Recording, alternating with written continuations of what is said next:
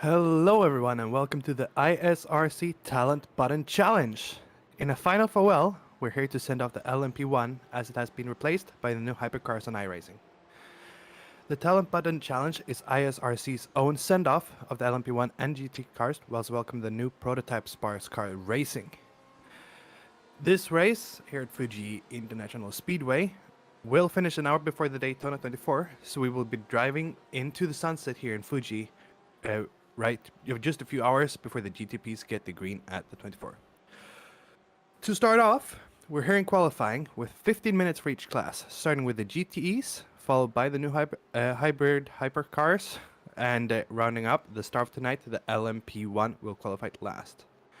Today's stream is hosted by me, Martin Jacobson, as well as co-commentator and production, Vincent Evers. Hello, Martin. Hello, Vincent, and it's good to be back, isn't it? It is good to be back. It's been a while. It's really been a while for us.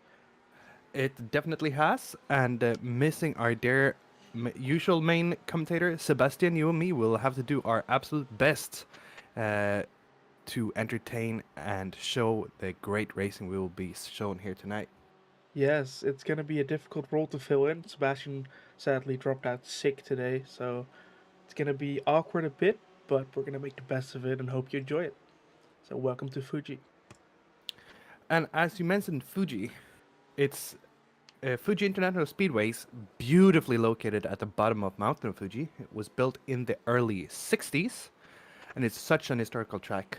It's previously hosted the Formula 1 Japanese Grand Prix, and currently today it's hosting Super GT as well as the beautiful, wonderful Fuji 6 Hours in the World Endurance Championship. The track is 4.5 kilometers or 2.8 miles long with 16 turns. The current lap record is held by Felipe Massa at 1:18.4 from his time in the Ferrari F2008.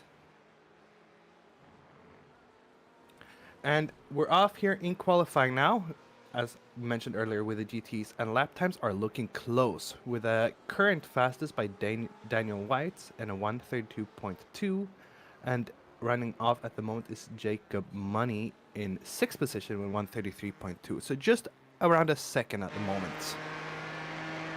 But we still have plenty of time to go here as we will see how we fare. And that Daniel already going into the pits, he's like, best time set, we're getting it here. Best time set, or maybe Daniel is just running such low fuel, he'll pull 1 or 2 laps and he'll come back out, because 15 minutes will be able to bring you quite a few laps. So I think it might be strategy, or he's feeling very confident. We'll see if he comes back out. It will be pretty good if he does come out again and he just comes in and puts a 32-0 in it. Well, we've seen it done before. We do have some familiar names tonight, and we do have some new names. Alias Pristov, who we were with here, I'll find out later, but he's been racing in ISRC before. And he will come over the line, putting in a... what did we get there? 1:32.4. So that's just 200s behind Daniel White. So I think Daniel, who is currently exiting, will not feel that comfortable anymore and will have to put another few laps in. And something I noticed, I'm sorry to say I haven't actually driven this track myself, but there are a few curbs here tonight which the guys, they're really jumping over them, and I wonder how that will if that will create any issues, because I've seen them being a bit unstable. Especially with the other cars, they've been a bit more uncertain. I think these GTs, they're looking pretty solid so far. Yeah, of course, GTs are pretty solid, pretty hefty cars, but for the LMPs, it might be difficult. Some curbs could really unsettle that car and you could fly. We've seen it already in some games, like Max Verstappen, I think, in a Le Mans 24, also jumped a curb and he went out of race straight. As we're with Daniel here again, into the last few corners, we'll see if he'll be able to improve. Currently, it might not look too well for him, but we'll see. Yeah, He's now two coming into the yellows. last 16th Panasonic corner here onto the start finish straight. Any predictions?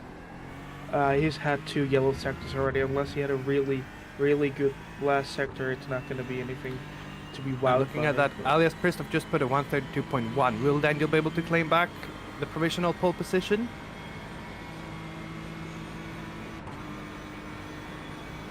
he will not. It's a He will not. 32-3. So Daniel White here will have to actually keep pushing on. And I see that we actually have two Daniel White. We have Super Danny, I guess we will call him, and Daniel White. So that's very interesting. That is something I did not notice actually. Yeah. So we have Super Danny and Daniel. So okay, that's gonna be confusing for us. Thank you. We'll try to make it as clear as possible, but currently we are Daniel White, Super Danny, and Daniel White. So we'll see if Super Danny is super, but currently he is not that super as he's just in a second. So he'll have to prove himself. Yeah, Coming here he's- with Alias though, Alias is not improving at the moment either. I wonder how taxing it is on the tires this track. I feel like 2 laps shouldn't make that much of a difference, but they are putting some heavy G's. yeah, it's a very cornery track, not a lot of straight, and some long turns, not short turns. So definitely high tire deck as he's coming into the pits. And not improving on that lap either. So I think in new tires and a little bit of fuel for Alias there, as we now come with Akram here. But who has currently... Let's go with Super Danny, sorry. And will Super Danny be able to improve this time around? He does not either. So Super Danny will have to really, really push now just to get some better lap times. It's not looking too good. Yeah, and just about 4 minutes left in a GTE qualifying, so they really need to get going if they want to get that good position for the start. Yeah, that's very true. He'll have this and probably one more lap if he is lucky. But he is looking good. I mean, he's pushing. First sector yellow though, not improving there. And ooh, he is sliding a little bit by the looks of it there. Do you think he'll be able to improve this lap? I mean, yeah, he's Super Danny. He has to. He will definitely improve. Yes. Ooh, as mentioned there, he skips over curb. He takes a bit of grass, but he does get a purple sector. So Super Danny now really pushing, going a bit wide there, just to get all that lap time out.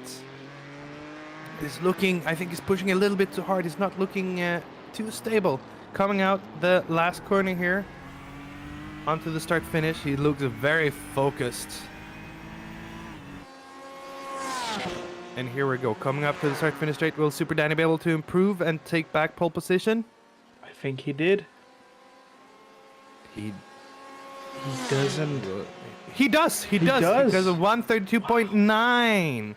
So Damn. Alias now, who sits in the pits, will have to come out for one last lap. If he's able to do that, the time is running short. Very short. So He has to come out now. Super Danny, yeah, he has to come out right now. Super Danny put the pressure on here. Looking down though, further down the field, we have Jacob Manu at 32.7. He's still out driving.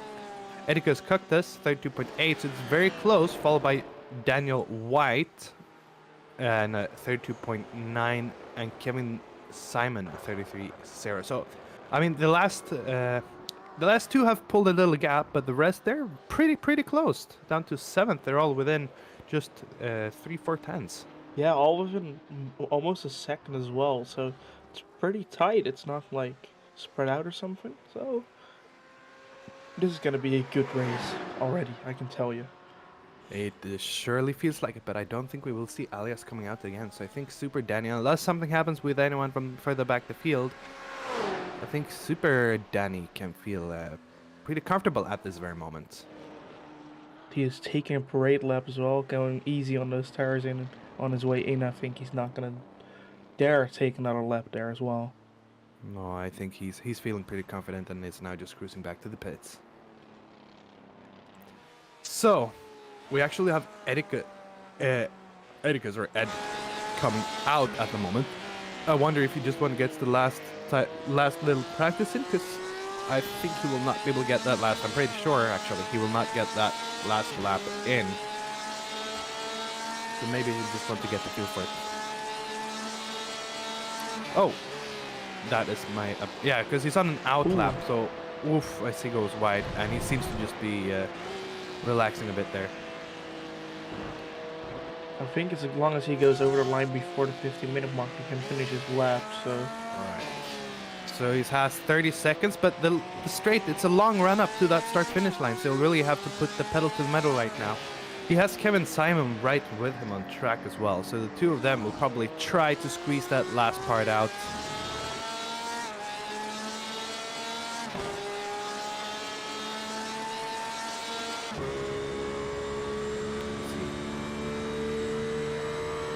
And yeah, here we go. Last lap of qualifying for the GTEs here at the ISRC Talent Button Challenge. Let's see Coming what he into the can first corner, yeah, and he takes it very nicely, very nice and tight. Out wide, and I think I will actually be a bit quiet here and let Ed do this lap.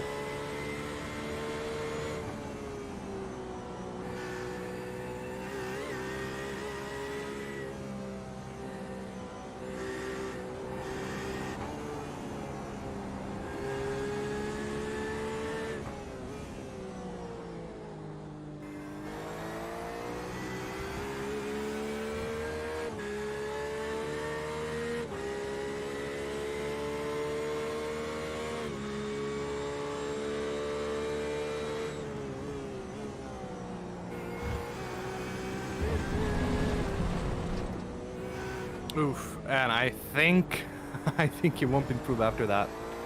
That is very frustrating from him, yeah. Very frustrating. He had a few mistakes there, and he did have a green first sector, but I would be surprised after that big mistake there, going wide on the grass, if he would improve.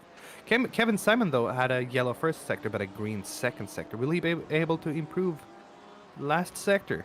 Well, we'll see right now.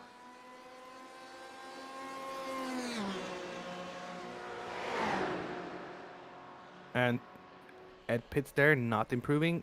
Simon comes over and is not able to improve. That concludes the last car. Oh, he is actually. It's a bit, sorry, that's a bit delayed. 32.9. So Kevin Simon here takes the fifth position from Daniel White. Yes, as in the background you heard Martin Pearson talking, the organizer of the league. He was just telling the GTs to pit in and the next cars to start qualifying in about 10 seconds actually.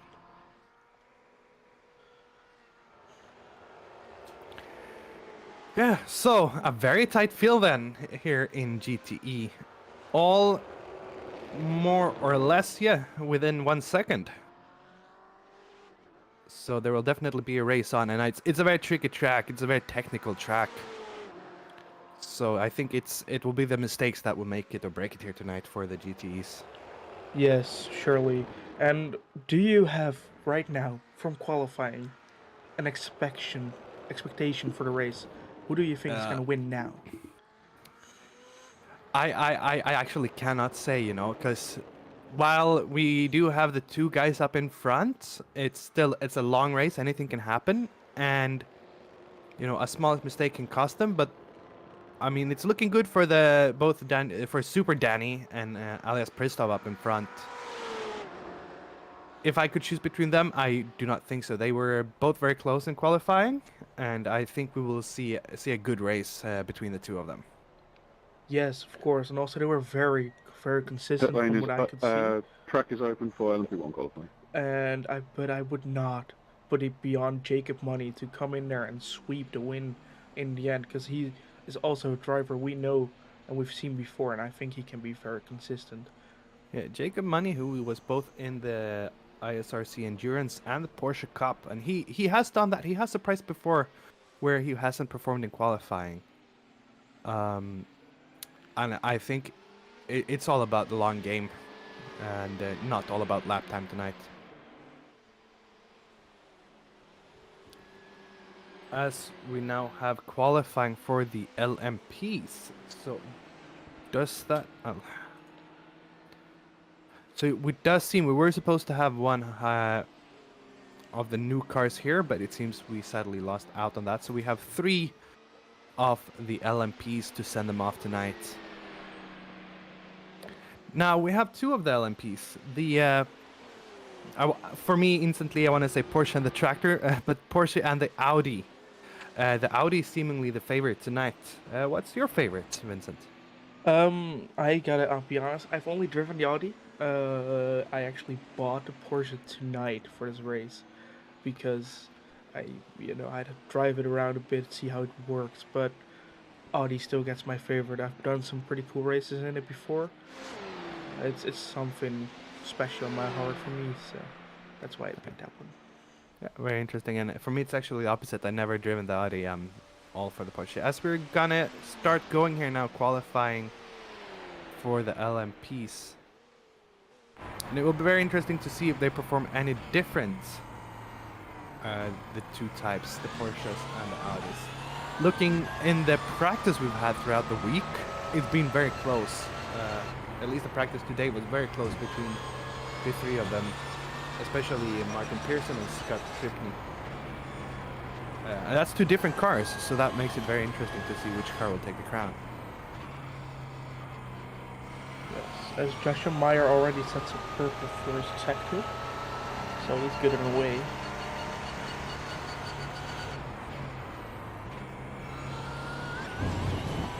But during practice, we have seen Joshua go off a couple of times, so it's gonna be a game for him to make sure he doesn't go off track in the race. Yeah, and I think, that is safety before everything is what I say, but yeah. We'll see how we fare in qualifying. Maybe we were watching him the end of the last practice. Maybe he was just trying to find the last second, the last edge. As they now start their... Oh, that's a 119. Oh, sorry. Yeah. Have they...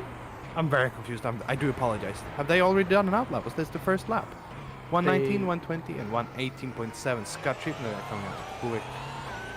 They have already done an outlap, yeah, apparently. So these cars are so quick. Yeah, you talk and then flash, they're already done a lap. It's amazing, but it's also the beauty of them. So there's a bit of a gap between them at the moment, but I do know it will close down, seeing what we've seen in practice.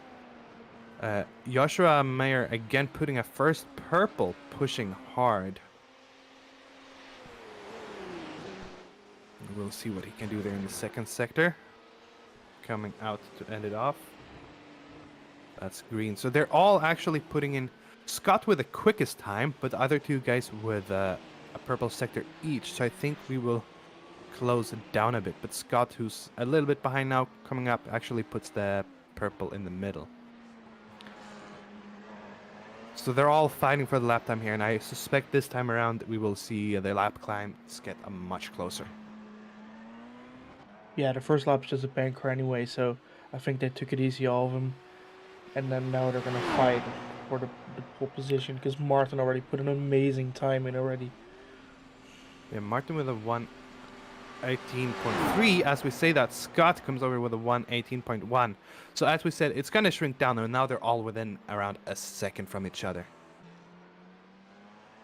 And tonight we have a very long start-finish stretch here, so I think with the toe, I think as long as they can be somewhat close to each other, they will be able to stick close, because they will be able to just bunch up. You who's driven here, Vincent, how would you suspect the dirty air will affect? Because we have some long sweeping corners. Yeah, it's going to be tough, especially if you're like an LMP behind a GT. I think you're going to not want to be behind them there, but that does risk risky maneuvers to overtake them before the corner. So I suspect we're gonna see some action with the dirty air trying to be avoided by the LMPs. Yeah, that would be interesting. Following around now with Scott Tripney, though, he has a very clear, nice air in front of him. And it seems like none of the guys are now improving on this lap. as Martin Pearson actually pits. Scott Tripney, though, continues on trying to push and squeeze that last speed out of the car.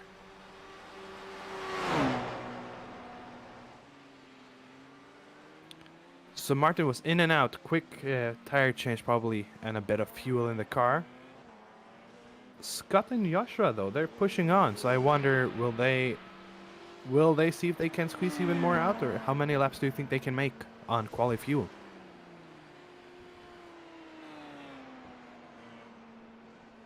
I won't know. I'm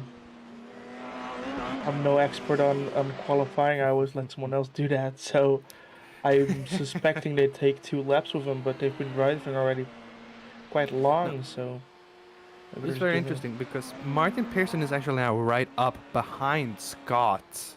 As I say that, we see him going off in the back though, so I was gonna suggest there might be some, he will get some tow starting his lap, but it seems like he's just fallen a slightly bit further behind.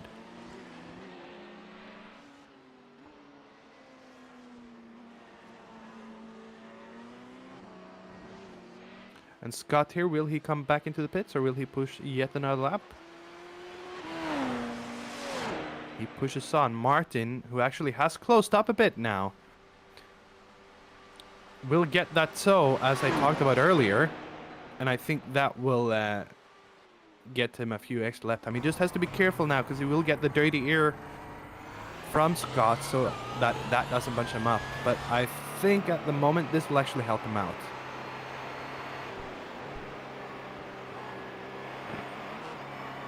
Yeah, we're gonna see what it's gonna do to him. If it's gonna make him fast or slower in this corner. Yeah. But he As we say that, he did go a bit wide there, jumping over a curb, and I think he just lost out plenty time on that. So he'll have to go and go again. Because it is just that little, you know, when they're this close to each other, especially Scott Tripney at the moment and Martin Pearson with 200s, the one small mistake and your lap is ruined. And I think that's what I love with motorsport. It's not only the racing and the talent of on-track battles, but, you know, you'll have to always be on point because the smallest mistakes will cost you everything. As Scott here does not want to give the tow to Martin, I think Scott, he actually thought of that and he would rather have the tow. I think he waited a bit too long though now because he's a bit too far behind. But I think we see tactics here in qualifying. That's gonna be interesting with the 3-man field for LMPs. Qualifying position isn't everything. You're quickly to the front as well, so. Yeah, but yeah, it is very interesting. And as you say, with a 3-man field, I did not expect to see that. But seeing that in qualifying, we know that, you know, these guys, they will try everything because they want the win tonight. Scott now with the purple sector, Martin with the green, so they're both improving.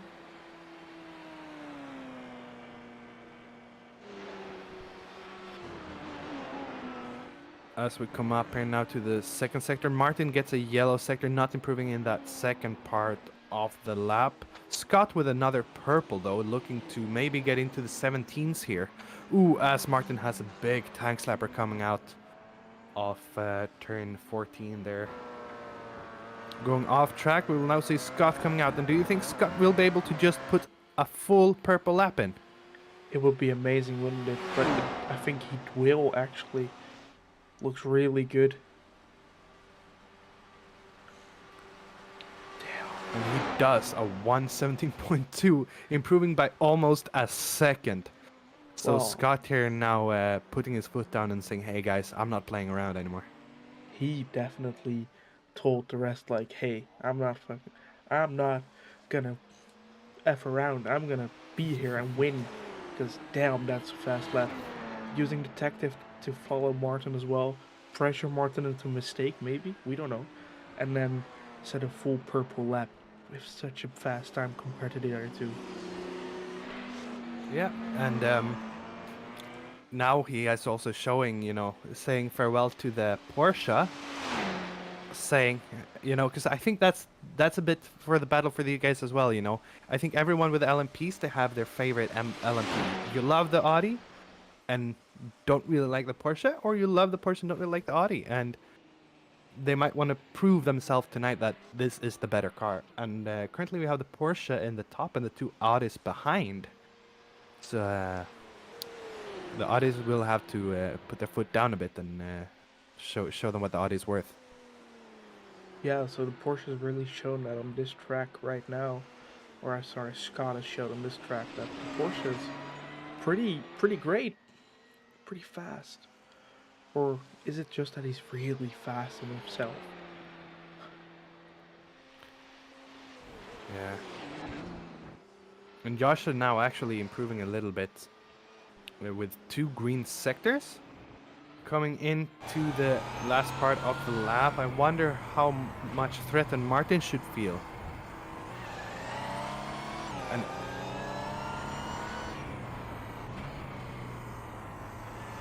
looks like Yasha is just hitting all the right apexes here. Coming out on the start-finish straight. We can hear him boosting a little bit. Coming up to the start-finish, it's a full green lap. It's a 1:18.760, improving a little bit, but not enough to get that second position on the grid. Still a good effort, yes. Sadly, still be 3 just behind Martin, but that could be an interesting fight as well, Martin and Joshua.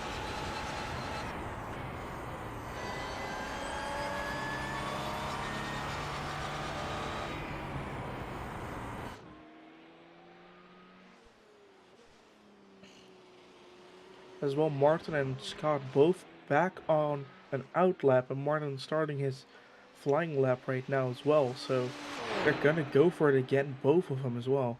Yeah. How do we say we get an onboard lap here with Martin just to feel the sound, the amazing sound of the Audi and feel the speed? Let's do that.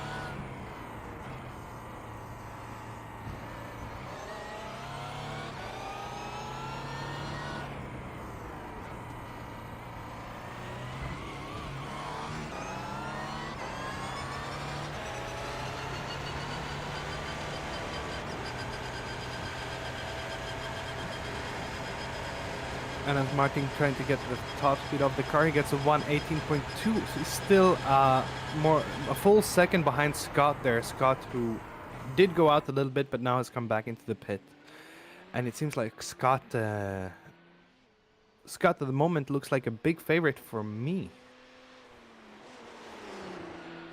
Yeah, of course, with that fast lap he put in, it's amazing, that lap compared to the other two. So Yeah, talking about fast here in qualifying, it's quite interesting because the person with the highest top speed is a Joshua with a 319, followed by Martin with 311, and Scott who's actually first with a 302. So, looking at that, I wonder, does Scott use his boost all around the track a bit more efficiently, and these guys emptying it out on the That straight? is the end of qualifying.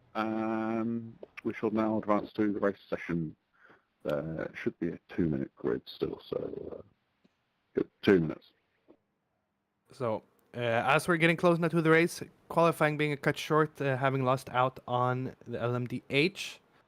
But yeah, I wonder how that has played into their laps, because the slower they were on top speed, the quicker they were on track here for the LMPs, which is very interesting to see. So I guess we'll have to see how that plays out as they drive, where they use their boost, where they save it, because that's what it is about tonight anyway, isn't it?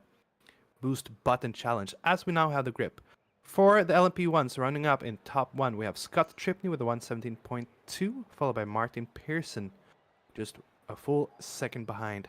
And third is Joshua Meyer.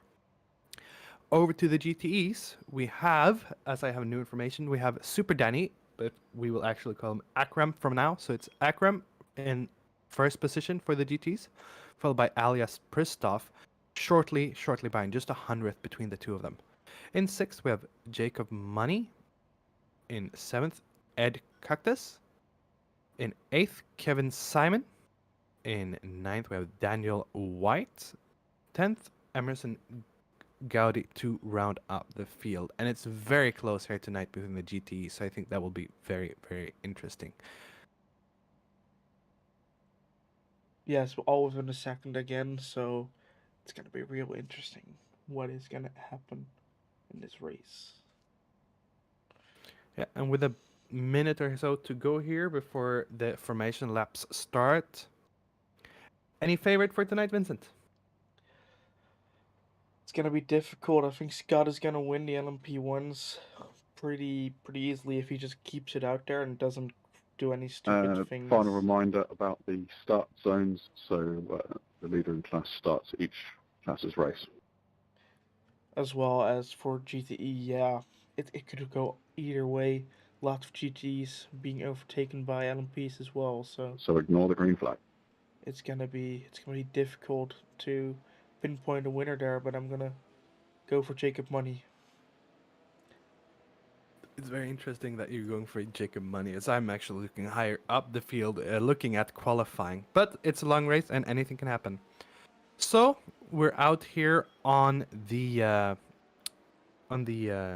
pace lap, coming up to the start-finish straight. And for those who have not seen ISRC before, the green flag is not the green flag here tonight. We have starting zones as to not cause any confusion or chaos during the starts, because we all want a clean getaway. So we heard a message from the league organizer and manager Martin Pearson, who I'm proud to say he's done this very nicely managed. As we will see the pace car come in, we will have to wait a little bit right before the LMPs goes, but we're coming up to the start of the 2-hour race here around Fuji and the ISRC Talent Button Challenge.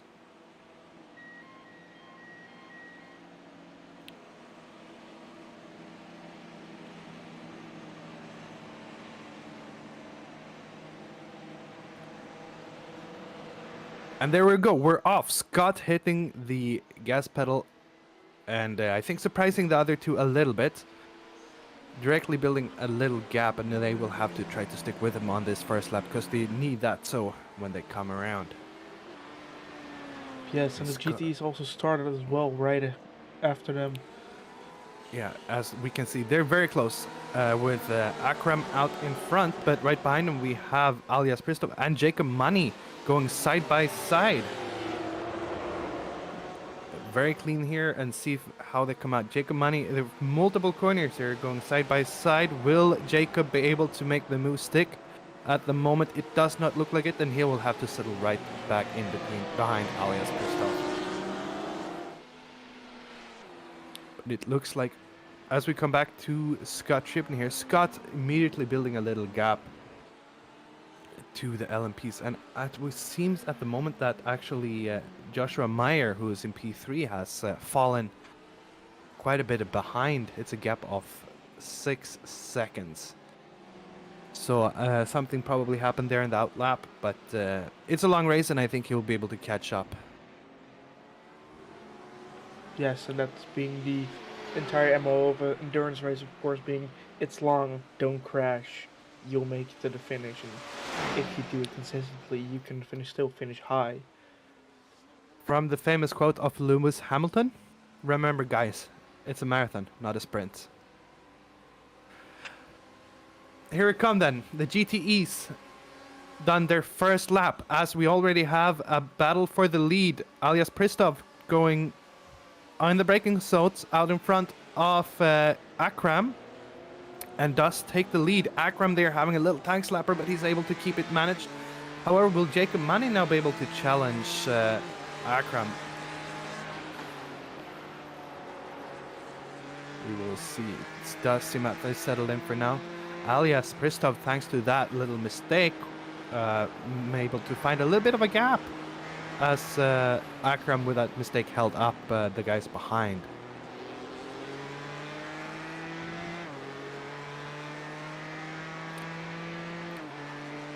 So, looking at both the leaders now building small gaps with the guys behind slightly closing in.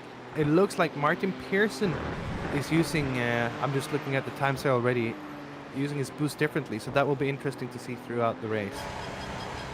As you can see here, coming up on the start finish, you can see how much Martin just closes up to Scott. So I think, as I mentioned earlier, Scott uses his boost, his hybrid boost, a bit more all over the lap, while Martin is focusing on the straights. He is just sticking within 1 second for now, Martin Pearson. And if he can keep up with that, this will surely get interesting later on. Yeah, I just saw as well that right at the exit of turn 1, Martin overshot a little bit. So that's that boost, giving him like an extra boost on the straight. Funny wordplay there. But yeah, he notices as well that he's going to go further into a corner. So he needs to like take into account that is going to happen as well too. Yeah, exactly. With a higher top speed, you of course need to brake harder, and that can be hard to adjust to if you start boosting differently or get a higher toe. Oh, I thought that was a weird angle for me. I thought it looked like he had a big tank slapper, but I think that was just the angle for me. As we're again, I think we're gonna see it. Looking at the time, stringing from 1.2 seconds. Martin Pearson getting into the toe, and it's gonna get right down there again to about 0.5, 0.4, I think. Yeah, a bit bigger this time around. As Josh just had in a really quick lap as well, a 119.0, while the other ones are in 119.1 and 119.4, so he is slowly catching them as well. Yeah, he is slowly, and I think he showed that he has the pace, but he also makes mistakes. So I think as long as the other two feel like it's a long race and he keeps pushing behind, I think we'll see him closing up lap after lap, and at the end of it, we probably will see the three of them back together in a group.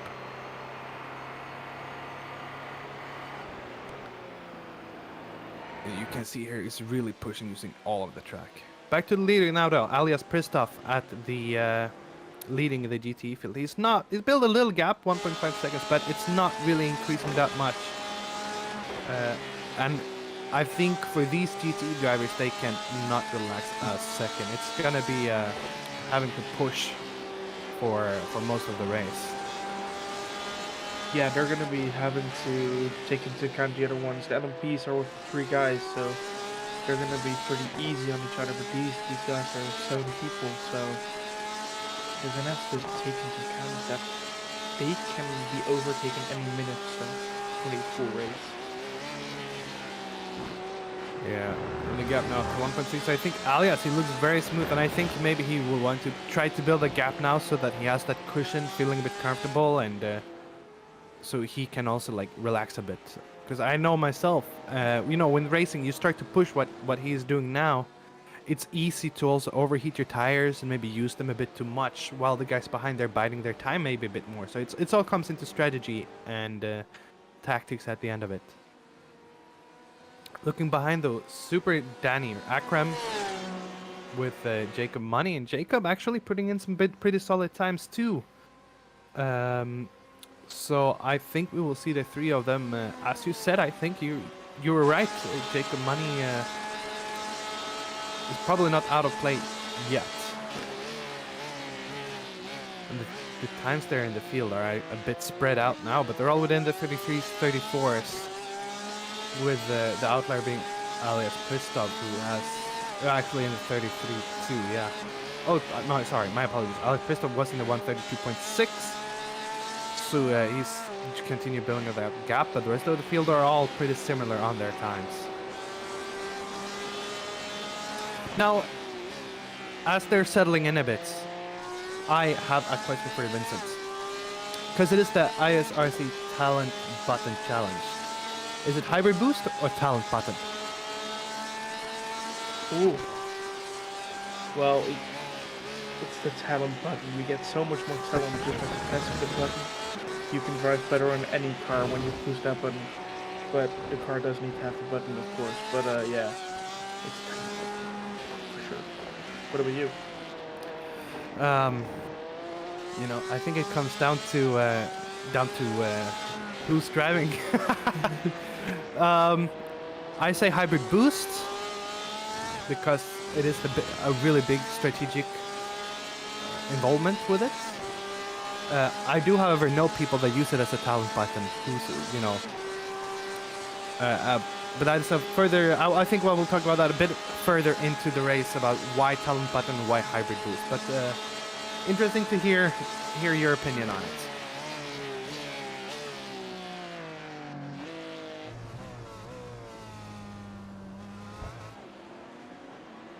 And looking at it now, the LMPs are actually already coming up to the traffic here, and actually passed almost most of the field. And it seems as they're all very well behaved. But will we see almost a 3 wide there? No, they're well behaved and calm through traffic. I think Martin wanted to have a little look, and I think he's been a bit luckier with the traffic overall from looking at the times. You have to be careful though. But this is the closest Martin's been to Scott throughout the race, coming up to the last few corners here. And traffic first time around has really gained him some time. Yeah, and that's what we're going to see throughout the race as well. Traffic playing a big role in the LMPs and the GTs maybe as well. It's going to be really brutal sometimes, but it could pack out great for anyone. So Joshua could be right back with them as well if they get unlucky, to both of them. Looking at it now, though, we will really see how much it gained. It was a 1.6 gap before. It's now down to 1.2 there. So Martin actually gained 400 thanks to traffic, and we'll see they're really now neck and neck to each other. And even though the race has just started and the race this close, I think we will see interesting development here.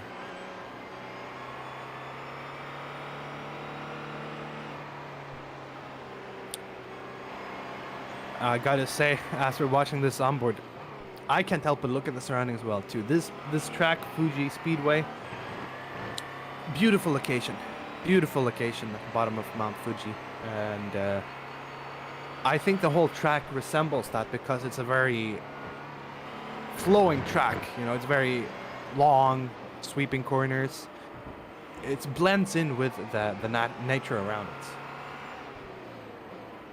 Yes, as well as the rises and the falls, it just follows the nature around it as well. It's really embracing the mountain rather than just being kind of like the Red Bull Ring or something. As a lap free of traffic has really shown, and I think Scott felt the pressure a bit because he's really put his foot down.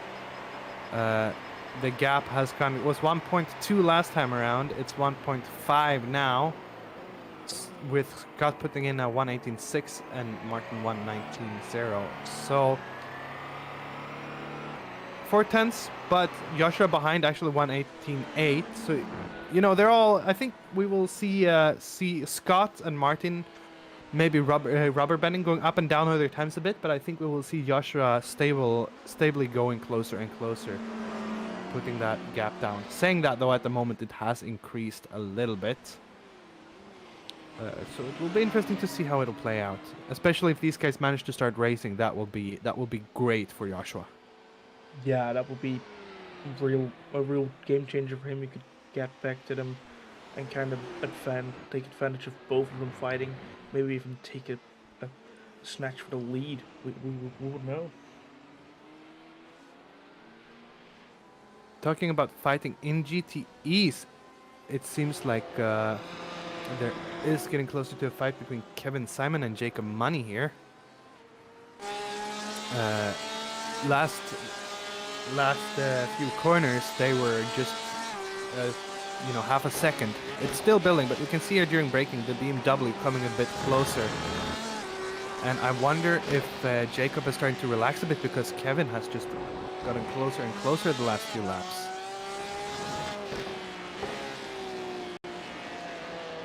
With a big BMW there just looming dangerously behind. Yeah, that's also what you told earlier as well. Like, there's no relaxing in the GT class. If you do, someone's right on your tail, going to get you. So you gotta keep driving then.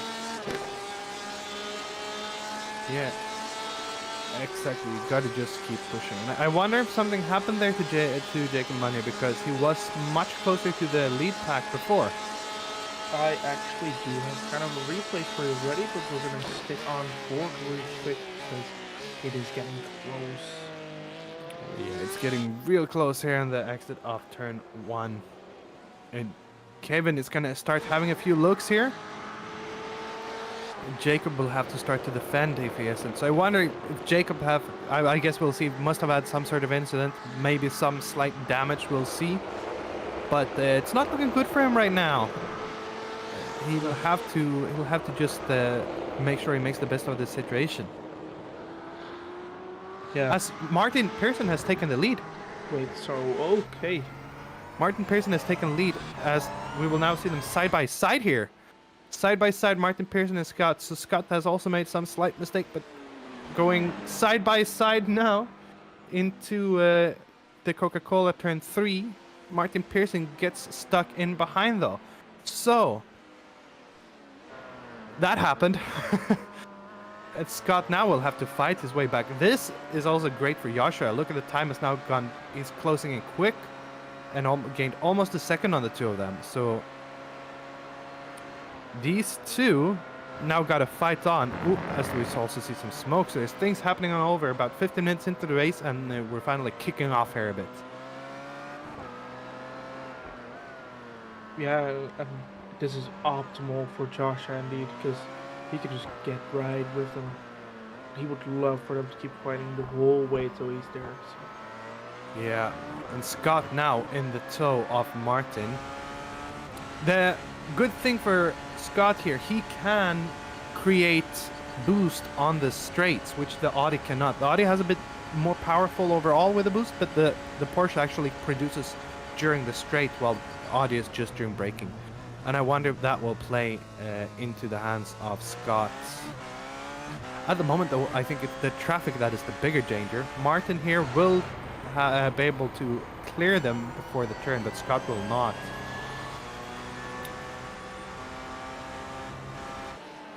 Ooh, as he will have to navigate outside around that Porsche of Ed Cactus, but makes it nice and clean. But the tables have turned as Martin Pearson now is the Martin Pearson is the person with the 1 second gap in front. Joshua Meyer though now closed his 7 second gap to a 6 second gap, and yeah, I wonder if Scott will think about that too, if he will want to eke out the gap or if he will just keep fighting. Joshua now though stuck behind traffic, and this is never fun. You can always feel that time just slipping away, and from having that 6 second, almost all the time he gained back from them fighting, he's now lost due to the traffic. Kudos to Joshua though, he knows that he's a bit behind and he's not stressing, he's not sending it through the corners. He is giving the GTs the time. However, it's cost him 2 seconds last lap. Yeah, so that's kind of the luck you're talking about with the multi-class, but indeed good for him to still keep it normal with the GTs. We've seen a lot of incidents happen with where LMPs get kind of impatient with the GTs, and that really almost always results in something nasty for either one of them. So good to see it from him. Talking about gaps, the gap now between Jacob Money and Kevin Simon is again back to serious. We see them there in the background. So we have the two of the fights on field are both here with Martin Pearson, Scott Tripney, and Jacob Money and Kevin Simon right there behind. As we see Kevin go off track a bit there, I think they're really fighting.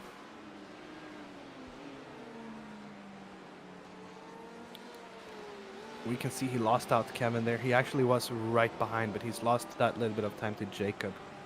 Money.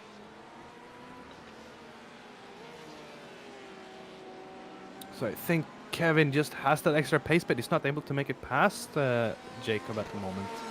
Jacob, who we might have a replay on what happened with him. Yes, of course, I completely forgot about it, but we have some time right now. I can show it for you. So here we go. Jacob into T1. Oh, and just a bit too deep and totally misses his breaking point, doesn't he? But no damage to should come out of that, so he should be just keep going. But now we see what happens. So Jacob making a mistake and just in too deep into T1. It happens easily if you just lose a bit of little bit of concentration, which is easy on such a long straight as this is. You know, even though it seems like, you know, it's just maybe 10 seconds or even shorter, it's easy to start drifting in your thoughts when you're on a long straight, and that might have happened to Jacob there. Yeah, and your thoughts is always a dangerous place to go while you're driving, because you go into highway mode or something like that, and just keep on driving, and you do not, like, you're going to zone out, and that could happen real quick, so you gotta watch out for that. Yeah, I think you're very right. I think this zone, everyone who's does endurance racing know exactly what you're talking about. But for those who don't, that endurance zone, it's like when you start the race, you're so focused. You're hitting every apex. You're taking every corner exactly, and you're focused. You just all you're thinking about is entries and exits, entries and exits. But when you drive, I think for me, especially during the night times in endurance races like this, it's easy to drift away in your thoughts, and while you're driving and you're driving lap after lap, suddenly you've driven 10 laps. It's like when you drive home from work and suddenly you're home and you haven't been driving the car. Same happens here, where even though you have to keep pulling and you have put the lap times and you're hitting your apex, you're still not fully there, and you're somewhere else, and suddenly there's been 10 laps. I think it's a bit too early for that to happen to Jacob, though. As we see now, Scott right up the rear of Martin, trying to get his inside coming into the last corner and the switchback. But Martin Pearson now side by side on the start-finish straight with Scott Chipney, and just uses that much extra boost. So yeah, that's the fun thing of this battle between the two. On the corners, Scott is really faster than Martin there, but Martin just pulls away on the straight, and I think that's what is hampering Scott there a bit. Maybe Scott needs to change his tactic to get it back. Maybe he should save some for the straight and also use it, maybe. But you know, as you say that, I think if I were Scott, last time around we saw him going side by side onto the start-finish straight and using his boost to get there. And Martin, a bit like in Fast and Furious, said, "Too soon, kid." You know, if I were Scott, I would wait behind onto the start-finish straight, get the toe, and use the toe and boost to close in on Martin.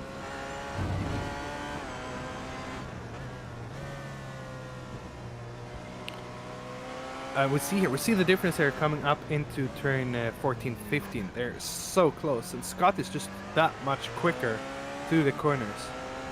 Might be a setup, probably he has a little bit more downforce, but it will make it difficult to overtake, as the prime overtaking opportunity is here on the start. Man, I don't know what I'm supposed to do, hey. Howdy, push up. I also think it's the difference in boost. I think Martin Pearson, he saves up all his boost throughout the lap and just dumps it on the straight, while Scott is a bit more a bit more versatile and uses it throughout the lap. yeah, he distributes it better across the lap, but that does hurt him when he is stuck behind Martin, and then on the straight Martin just pulls away again. So it's really it's cutting his own legs off sort of type. So he needs to really rethink his boost slash It challenge. works when you're in front, but when you're behind, I think he will have to rethink that strategy because Martin now having about a 1.5 second, getting almost close to 2 second lead there. Ooh, as the car Yeah. unsettled there a bit as well. Yeah, Scott probably pushing a bit, trying to keep close, and he will just hope for the traffic, which they will come up on again next lap. Will help him out a bit and hinder Martin. Talking about times though, Yasha now, he's been stable there around 7 seconds behind. So he is pulling around the same lap times, actually quicker than Scott last time around. Scott the actually quicker than both of them. Martin Pearson lap time round with a 19.9, this time 19.4. Scott with a 19.5 last time around, and this time around. Joshua though, last time had a 118.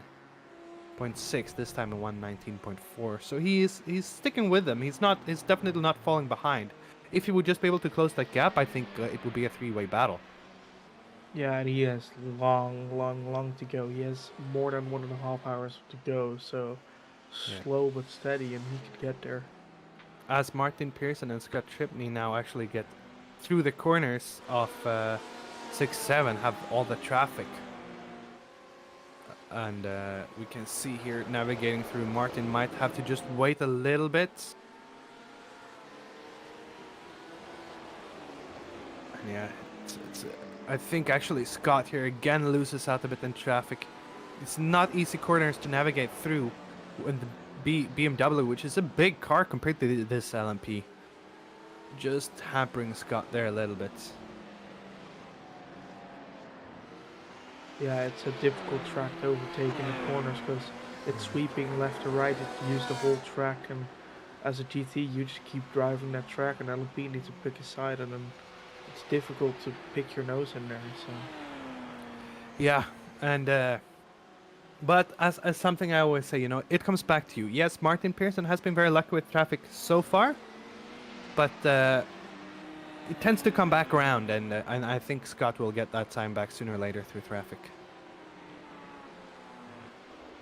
As I say that, it's already happening a little bit. Martin Pearson trying to overtake car number 5 there, and again, it's very interesting. I think this track is very interesting because you have some really easy places followed by some really difficult places. So it's really about timing it right.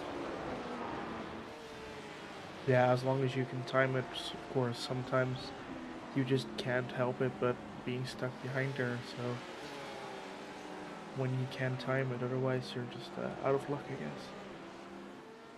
Yeah.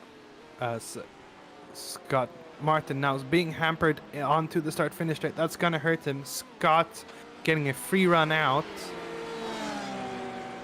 But Martin with just that extra boost on the start-finish straight. So, talking about that boost. Hybrid boost button or talent button? When I say talent button, what does that make you think? Because I think you can interpret that in many ways. And I've heard it used in many different ways. But when I say the talent button to you, Vincent, what do you see it as? The talent button or the hybrid button? The talent button is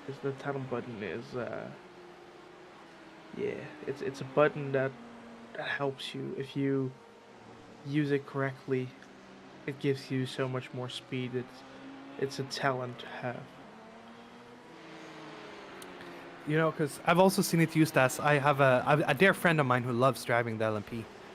But his use for the talent button is actually, it gives you talent. If you have a little slide, you press the boost button to get out of it, right? Because then the hybrid boost, it activates the 4-wheel drive, and it gives you a bit more stability. So with the use of talent, it will be giving you great speed, but it can also give you a bit of talent to get out of sticky situations. That is a very good usage of that. I've never really thought of it that way, but that's very smart. A good friend of yours. Looking at times now, though, I wonder if Scott is starting to run out of talent because the time is lost so much time in traffic last lap. He is now 3 seconds, almost 4 seconds behind Martin Pearson. It's actually closer to Joshua now almost. Yes, he's right in between the two, so something is clearly not going great with Scott right now. No, and it's just this traffic that's been happening. But we can actually see Joshua in the back there uh, of the shot. So he must be happy right now, feeling that he's actually closing in. And Martin Pearson, out of nowhere, just got a massive gap. Yeah, as well as Martin is just putting in some decent lap 119s, but Scott is bringing in 121 last lap, so he is definitely being slowed down a bit. Yeah. 121. So he lost to both of the other guys around 3 seconds. 2-3 seconds last time around. As we come up here to Daniel White and Ed Cactus in the GTE class for 6th and 7th. And Edicus here will have to just defend a little bit, it seems like, as Daniel is trying to put it side by side. He's right behind, coming out to the last few section here of corner 13, 14, 15, 16. Will Daniel be able to make anything through these corners? We'll see. Seems like Ed actually is able to navigate them a bit more. Yeah, these two have been driving in the back for quite a while already, almost all the race. Both of them had a little incident somewhere in the race. I can let you see in a couple of minutes, but still good to see that they're together and they're fighting. That's great fun for themselves and also for us. So good to see. Yeah. When you're not fighting for that top position, I think I would rather be in you know 8th, 9th, 10th fight, having a good battle than being alone in 6th, you know? Because then, you know, it's fun. And oof, we see Daniel breaking that much later. I wonder if that helps him though, or if it was just a little bit overshooting a little bit through that first corner. Looking at the times though here in GTE, last time around Daniel White here, he was actually putting in a 136. The rest of the field, up onto Jacob Money, were putting in 134s, and the top two guys putting in 33s. But they're all very close in lap time, and it's a shame that they're a bit spread out because I think they could all have good battles, and there's just some mistakes here and there that has caused them to spread out.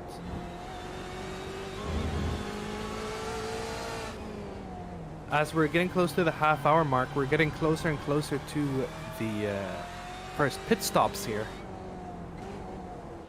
Probably, I think, for the LMP ones. I'm not sure. It's going to be another 20 minutes maybe, but that will also be interesting to see how that plays out. It's 2 hours. It's not the longest of races, so the question is, take tires or try to make them double?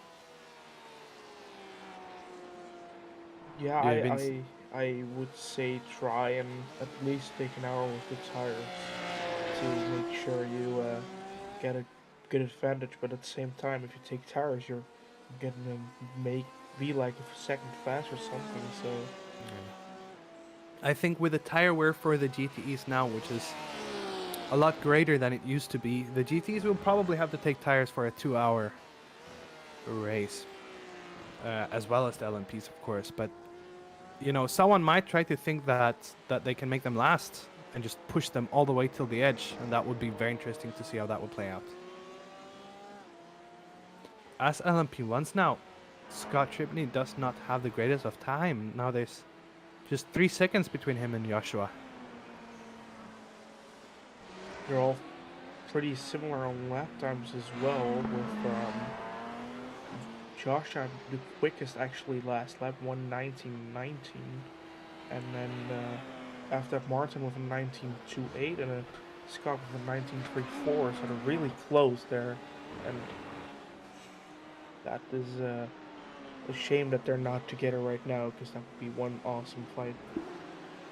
Yeah, but it's a long race, and it seems like I suspect they will be start to bunch up together later into the race. As we do have Akram in the pits. So that is the first pit stop. So I thought they would last longer. I knew they are not allowed to run a full fuel tank here. It's 85%, but I thought it would last a little bit longer than that. So I wonder if something happened, or if he just needed to get the fuel already. Maybe he started the race with a little less fuel to have some advantage in the beginning, but we would know. Yeah, but he is up now, taking tires on the jacks. So I think we're gonna see the start pit phase coming through here. So that's very interesting. The only Ford is the first to pit, and we'll keep our eyes out, see how that will pan out. But so he will come out, of course, way back in the field. Hopefully not in too much traffic there. I think he'll have a pretty clean track. Alias Pristov now, who is in the lead, will have to think about what he wants to do and when to pit, because traffic can play a huge part in your pit strategy. Yeah, and as we can see right now on the track map, actually almost all of the field is like at one spot as well, so that's a real interesting thing to see. And if Akram does not exit now, I think he will have to exit into traffic. Will not be good for him. He is taking really long there. I'm not sure if there's any damage there. I didn't see anything, but We'll have to see, but I don't think he's had any major damage from anything. Looking through the events, I think it was more or less a normal pit stop, and he comes out in the middle of the field, but not too close to anyone, so it shouldn't be a bother. But he's must have done something, because he's now so far back down. He must have had some slight damage from something we have missed earlier. yeah, he might have touched with Alias as he was taking the lead, so that could be one of the possibilities. And that will be very interesting to see how that plays out, because there's yeah. We will have to see when Alias comes back into the pits himself to see the difference. But yeah, that's very interesting, and hopefully we'll get some more information on that later. He was in the pit lane pit box, and for a total of 1 minute 33 seconds. So I don't. So that's. remember. He did take tires. That's not a super long pit stop. I mean, it's long, but it's not incredibly long either. It's about the normal pit stop, I would say, with full fuel and tires. So yeah, we'll be interested to see once Alias has to pit.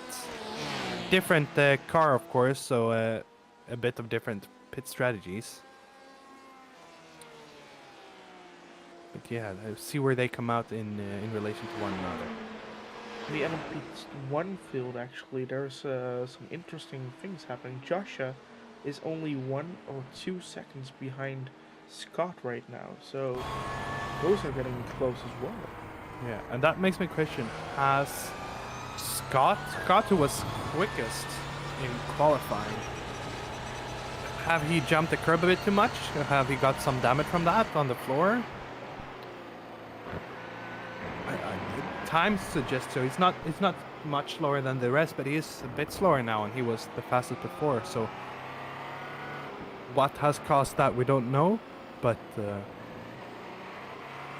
possibly some small damage somewhere on that car, because it's weird to me that he would lose so much time otherwise. But yeah, look at Joshua now closing up. It's not the big distance between the two of them.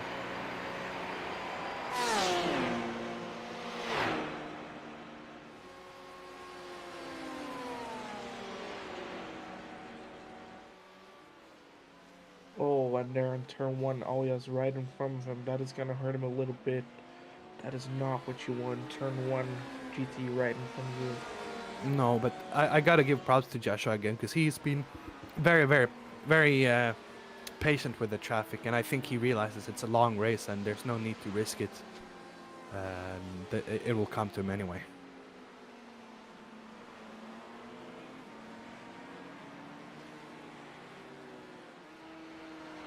As Joshua's last lap was also his fastest lap he set yet, so that's amazing as well. He's really really pushing it right now, and it's rewarding right now as well. Yeah, definitely, and it was 2-3 tenths quicker than the other two, so he is definitely getting closer and closer. At least to Scott. Martin Pearson in front has built a big gap now, and I wonder will he be able to keep it, because easy, of course, these two guys, they're getting closer, they're getting more focused. Martin up in front now made a 119.4. He, compared to Luckett Scott, 118.5. So the two of them is a bit quicker now, but it's easy to do what we talked about earlier, to drift away, to not be as focused when you're all by yourself on track, like Martin is at the moment. I think that's the most difficult part of racing, and especially sim racing, where you don't have that physical strength. You sit quite comfortably, and it's easy to drift away, and that can really hurt you. So it's so important to just stay focused, stay in it, and keep pushing all the time. Yeah, of course, no G-forces in the seats they're in, and almost no feeling from what the car is doing except for the steering wheel, and maybe one or two persons having a butt kicker or a motion sim, but I don't expect one of them to have it right now. But yeah, that does make you feel more comfortable, especially if you have a nice comfy seat. That's why my personal preference is always just to have a comfortable enough seat to not get pain, but don't make it super comfortable for racing, because you're gonna fall asleep out behind the wheel. You don't want that. Yeah, you definitely don't want that. I actually remember an experience of mine once where I was driving night stints. I think I had 3 hours in one go, followed by 1 hour rest and another 2 hours or so. And it was around the great track of Le Mans, where, of course, you have the long straights. And while you of course don't really fall asleep, it's easy to get there, to get close to falling asleep, even when you're racing.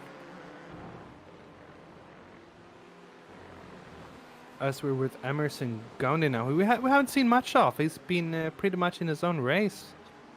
The only Corvette we have out here today, which for me is a very lovely car. One of my favorite cars on this platform. It is a beautiful car, yeah.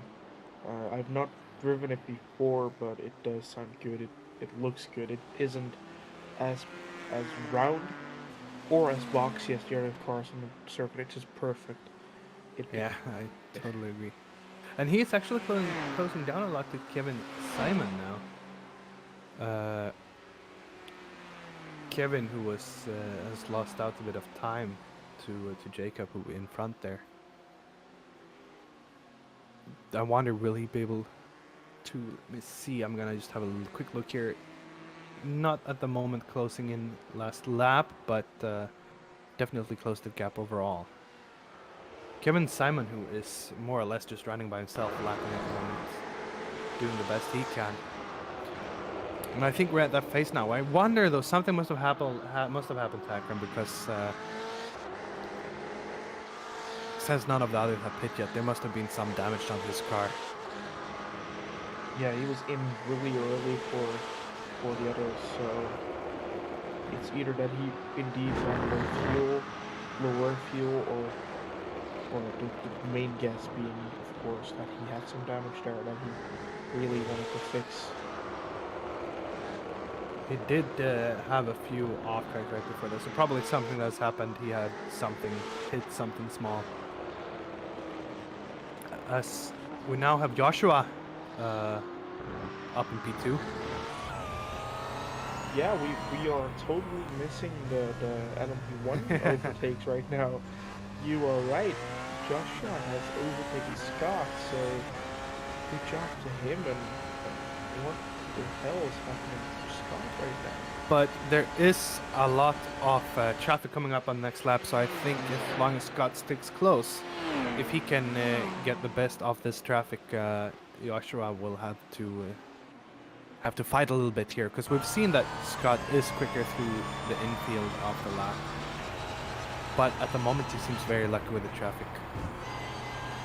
I think he'll hit it just right here, that he won't have to be held up that much.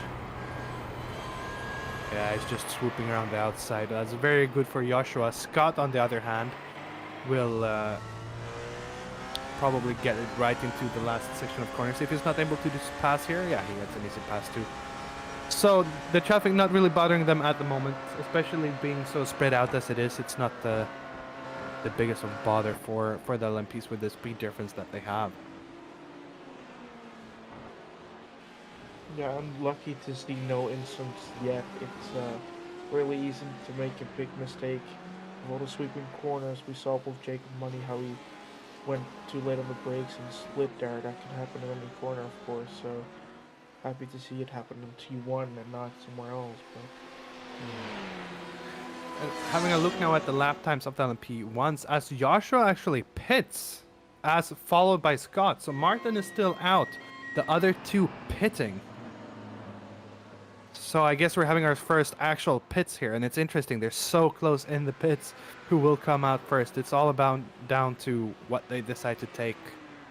yeah, and if Scott has damage, it's gonna take longer, of course, for him if he's gonna repair it, which I would hope he does, because of this pace right now. But that would hurt his chances in the pit lane, of course.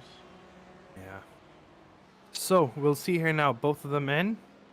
Question is, how much fuel, if any repairs.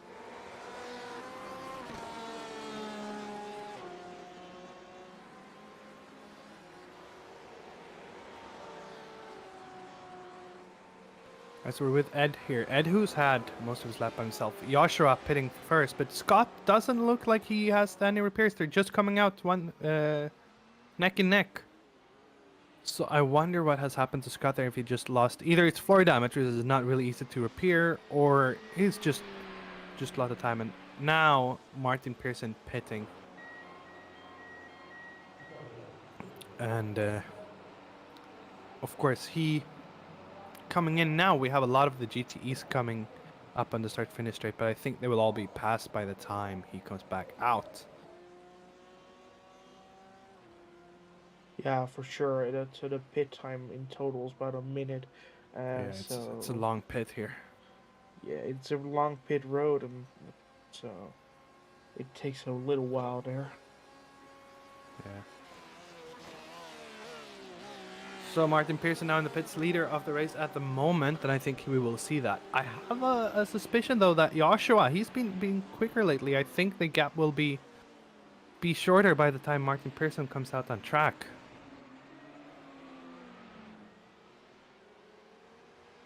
And Martin Pearson will have to start exiting now. He's still up on the jacks. What is this? Joshua coming over the start finish. Martin Pearson has done something in his pit stops. He's still up on the jacks, now coming down and driving. Martin Pearson will come out in third. Oh damn! Did the other two take tires or not? I'm not sure. Yeah, actually. they did. I'm pretty sure they took tires. Ooh, as Martin Pearson has cold tires, going a bit wide there. Yeah. So, the field has actually switched around. Martin Pearson now in last and Joshua in first. What a turn of events through the pit stops. That is crazy how that happened. So something must have happened to Martin, and he's clearly kind of stressed out by the turn one already, sliding a lot on those cold tires. He got to take it easy, and he got to go breeze with again. Yeah, as we said, it's a long race and they have more pit stops to come, so whatever, yeah, we will see what happens here, but that's very interesting. I think with the current field now, if Joshua keeps up the pace, he might be able to eke out, but if it's a reset from what we had from the beginning of the race, then they will bunch up. But Martin Pearson now 12 seconds behind. It's not good for him. Yes, its pit stop actually taken around 16 seconds longer than the other two, their pit stops, so that really hurt him real bad, and he lost all his lead and then some. Yeah, so we've seen him being quick though. He was leading for a big part of the race. He will probably be able to get that back. We still have about 1 hour and 15 minutes to go. But yeah, that's surprising. And yeah, I'm at the loss of words here. I'm trying to think what could have happened, but we see Scott Tripney now also closing in on Joshua for the lead of the LMPs. With Daniel White now, though, right up behind Emerson Gandhi. Ooh, Scott. Oof. Scott having to avoid massively there with the traffic. Hopefully we can get the replay of that soon, but Scott there probably a bit more than he had to. A bit Oh, surprised no. by the cars. Marcin Pearton, it said on my screen, he crashed. Sorry for the Oh. scream, but he is still driving. He's still driving, actually gained time on Scott there, so I think that must have been something Must been- small. Yeah, sorry about that. I got kind of shocked there that he crashed, but But yeah, Emerson, Daniel White and Emerson Good now really close with the toe for Daniel White. Will go up side by side with Gandhi. And it seems like this will be a move made on the straight. I wonder if Gandhi can get it back on the infield through the corners, but that's a nice move. Oh, as Daniel loses everything he just gained, and Ed Cactus there behind him has to take avoiding action. Maybe he was just a little bit in too deep. He had the toe, probably had a bit higher speed than usual, and the anticipation there with the higher speed you have to brake earlier, and probably just missed that braking point by a little. So he's probably beating himself up now, having that move made and then having it all come undone. and losing another position to Ed as well, so he's gonna really be hating himself for that for a little while. But you gotta put that anger aside or put it into good driving to get those positions back. Yeah, as we now see these three, a three-way battle for P4 here. And it's far from over. These guys will now, I think, all be on edge. Daniel will be pushing a bit extra hard after making that mistake. And Ed, who's been involved in all types of things now. First with the having the LMP go off and avoiding him, and then Daniel White there having the incident right in front of him. So it's an eventful Fred at the moment. Ed, who's now coming up into the toe of Gandhi, will he be able to make the move done on the straight? As we see Jacob Money as well in the pit lane, I think that might be an actual pit stop coming up here. Yes, So the first actual pit stop for Fueling. and I think the other ones are gonna go in the next lap probably as well, or within a few laps or something like that. As there he is again. That Yeah, was so probably just interesting. some platform issues there, but yeah. They're really close by the three cars right now in there, as Martin Pearson is closing up a lot though. Gap down to 6 seconds from 10. He's really pulling. And now Martin Pearson with 19.4 last time around. Scott with 19.6 and Joshua at 22.5. So it's all to play for. Daniel White now actually going side by side with the Gandhi. Sorry about that. So it's happening all over the field. These guys are fighting the lead for LMP1. It's being contested a bit as well, but now Gandhi lost out the place to Ed Cactus. There will now Daniel White be able to claim the spot back. He does. It seems like he just has a bit more grip on those tires.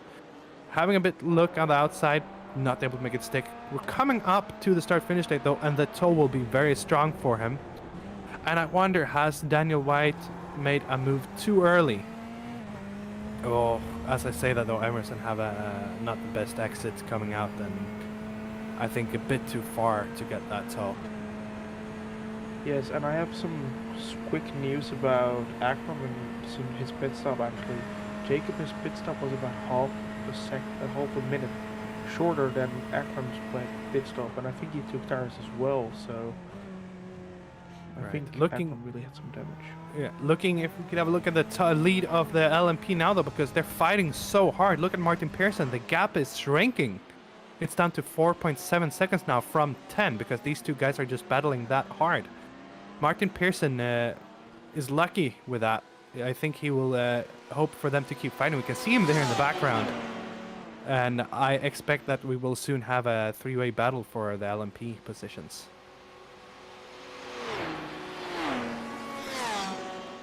So That's very interesting. Scott, of course, who is a bit quicker on the infield, he will have to try to get by on into the T1, I think, just to be able to make the most of it. Yeah, as Martin actually was a second faster than these two here, so he's really closing in fast. And you can see why here. Scott now trying to make the move. Oh, as they touch a little bit, just a small notch there. Not sure how happy we will be. There will be about that. There is a post-race stewarding. They might have a look at that, but yeah. I wonder though, is this smart by Scott? Because yes, he made the move, but they're soon coming up to the start-finish straight, and we know how much quicker the Audis are on that long straight. Yeah, and he used a lot of boost for that overtake as well, I think. Yeah. So. We've seen that from Scott. He's not. I don't think he's thinking so strategically. He sees the spot and go for it. But coming out now on the start finish straight, look on Joshua behind. He will come like a rocket. And it's interesting. We can see Martin Pearson by now just 3 seconds. Here he comes. And there's no defending even there from Scott. So it's building up now to be a great three-way battle for the whole LMP field together. And again, that comes down to the talent boost button, where these two cars just use their boost so differently, and different setups between the Audi and the Porsche here, where the Audi is just that much quicker on the straight. Because we can see that from Joshua, he's probably not actually that much. He might even be a bit slower than Scott through a lap, I think, but that boost is just helping so much. And since Martin Pearson's quicker than Joshua and has the same boost there, Joshua just holding Scott up and backing him into Martin Pearson. Akram is already back in the pits again, so definitely something wrong with him now. As we have Alias Pristov as well. And the whole GT field basically pitting here now. So that will be interesting to see where they come out. But back to them P1s.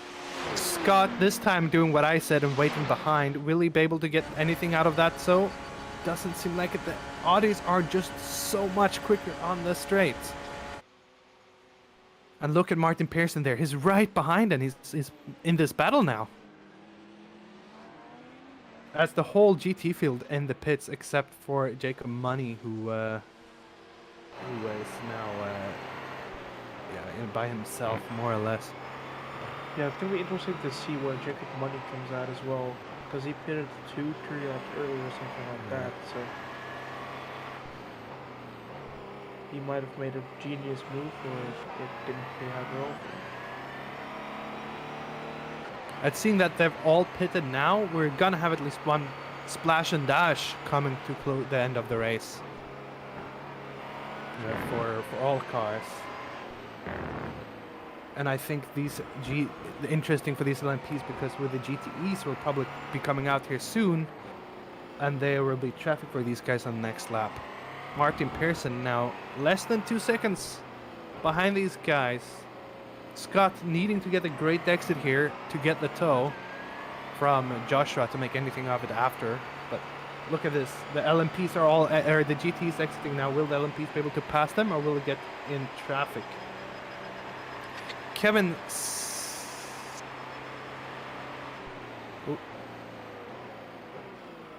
As we have now Alias Pristov out in front again, I think. But yeah, a little bit of traffic here. Martin Pearson making a move there, out of nowhere, on Scott. Scott probably waiting for the traffic. And Martin just seeing that opportunity. And that is very bad for Scott. Scott, who needs to be in front, especially all he can from his downforce on the infield of the track. Alex Pristo, though, out in front at the moment. Jacob Money is still in second, with Edgar's Cactus in fourth. There's been a bit of a switch around in the pit stops there. Oh, we still have Kevin, right? So Kevin is still in the pits. So Jacob will be in... that will be interesting to see where they come out.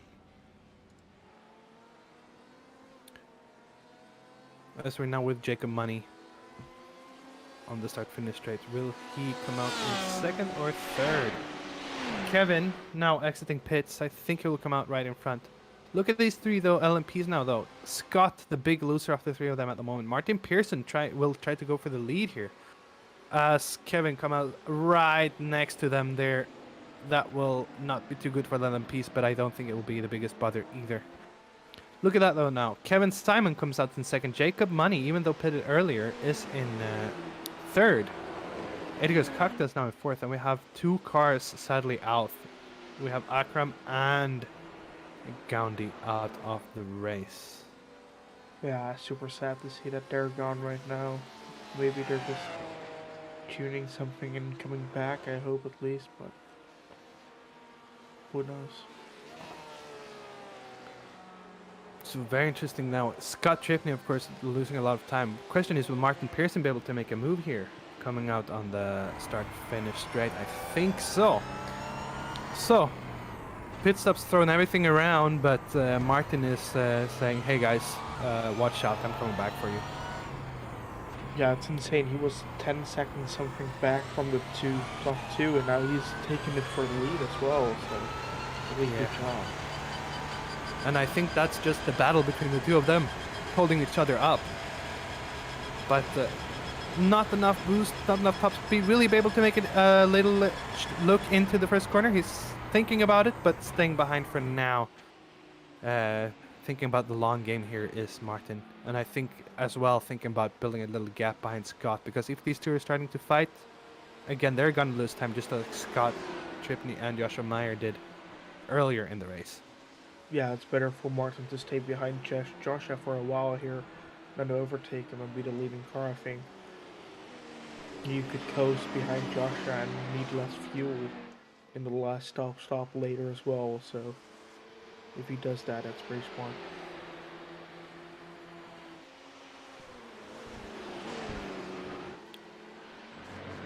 And we are coming up to the last section once again, and I think Martin is just trying to stick really close to get that speed coming out on the straight. I just wonder though, is he close enough? We'll see now. Oh, as Joshua doesn't have the best of exit there. With the toe, with the boost, what can Martin do? He is getting closer and closer, and I think Martin will have to have a look here. He's definitely so much more speed. Having a look into T1, they're coming side by side. Will Martin Pearson make the move stick? Yes, it looks like Joshua is deciding not to fight that one.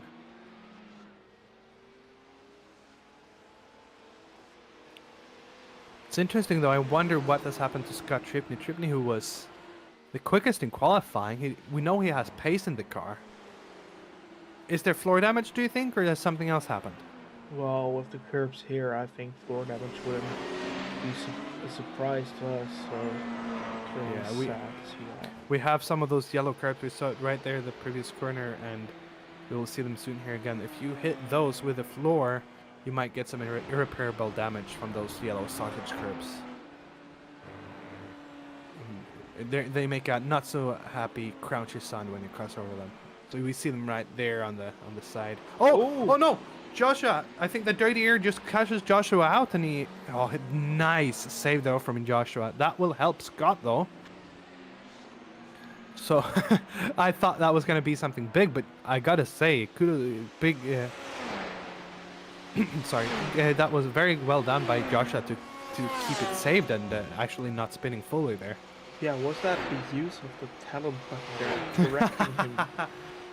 I mean, that's hard to say. I don't think so at this time, but It was yeah, a really nice save. That could have turned out a lot worse for him, I gotta say. And he's right back at it as well. He's gaining time to Martin, and he's gaining time on Scott as well. So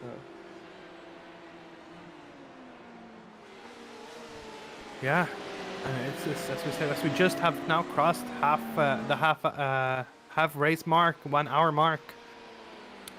I mean, it's all to play for still. We see that it's anything can happen. We saw it through the pit stops. We've seen it now with a half spin there from Joshua. I think it's still anyone's game. Martin It's looking good though. It's looking like the favorite for me at the moment. But with the previous pit stop, it's a bit worrying. And you know, he came out 10 seconds, more than 10 seconds behind these two guys. So from the leads, we'll see what happens. He'll have to make sure whatever happened last pit stop does not happen again. Oh, and as names keep changing apparently in our system, because I don't know who this is. I am now Very fully... true. Matteo here. Yeah. Has had a spin. I'm super confused. Was this not a different person before? You know what? We will keep on racing now, and I'll get back to you about that. But yeah, BMW here, and I wonder. Oh, of course, this was Daniel White. But you know what? We haven't talked about. It's not just solo drivers. Of course, this is. That's our apologies. I think you and me are too much invested in the race. This is drivers change. So Matteo Kuzner is the second driver of this team with Daniel White earlier. So with the pit stops, of course, we have Jacob Money, who switched with Jacob Lange, and Daniel White, who switched with Matteo Kuzner here. Right, we totally missed that. Okay. We did, our sincerest apologies. It's been, as Vincent said to me earlier here, it's been, oh, he's pitting again, so he probably has some damage on that car. Looking on it, yeah, he has on that front left of the car.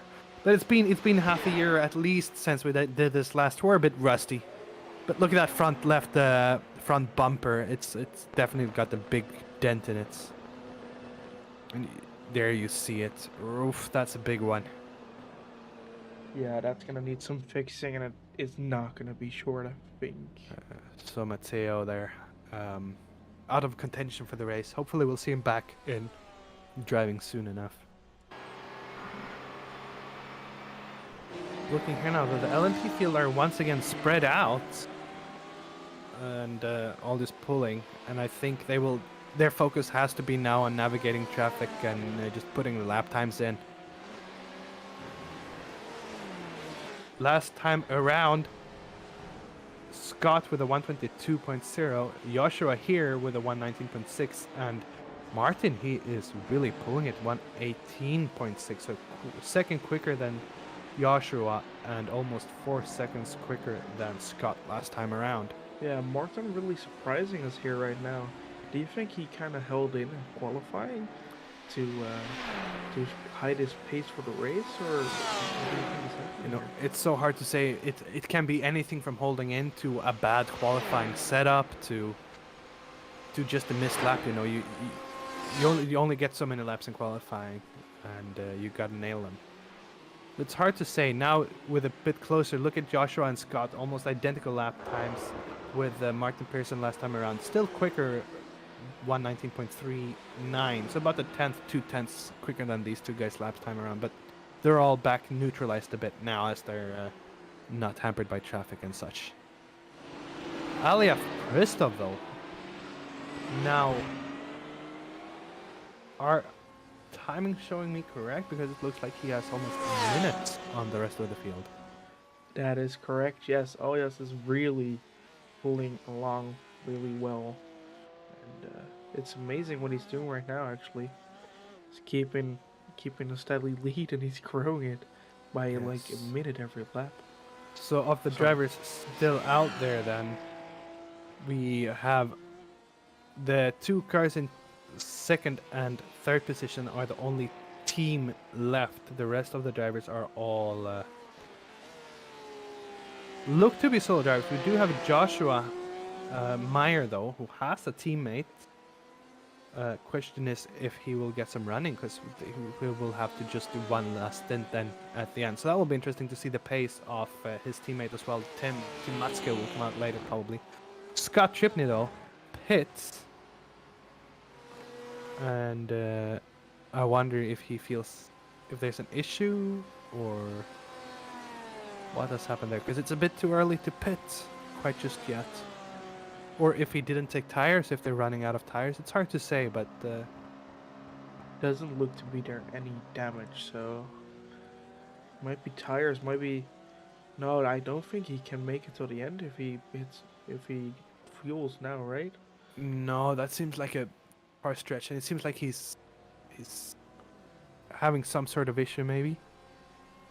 Coming in and out there, but he's in the pits and we'll see where he comes out. But that's seems like he's out of contention now then, and it will be between Martin Pearson and Joshua Meyer, who's in the Maniti Racing there. So that I think that will be interesting to me, because Joshua Meyer in Maniti Racing has still a teammate to come out after the last pit stop, and if he is quick, Martin Pearson will have to watch out. As we're with Ed Cactus here, and it looks like his front bumper too is a bit bumped up. So I wonder if he's been in any incidents earlier on. Oh, Ooh. as I say that, he has a bit of a drift, but he saves it nicely too. So almost identical to what Joshua did there earlier, but very nicely well held there, and keep racing. Yeah, they're just kind of showing off for the camera, of course. They know we're looking, and so they're just gonna be like, yeah, we're sitting here, make it seem like I'm almost losing control. Yeah. As Ed here now will actually try to fight for the podium positions. He is getting closer, almost a lap quicker than Jacob Lange in front. So yeah, with a few laps, he will fight for a podium position in P3.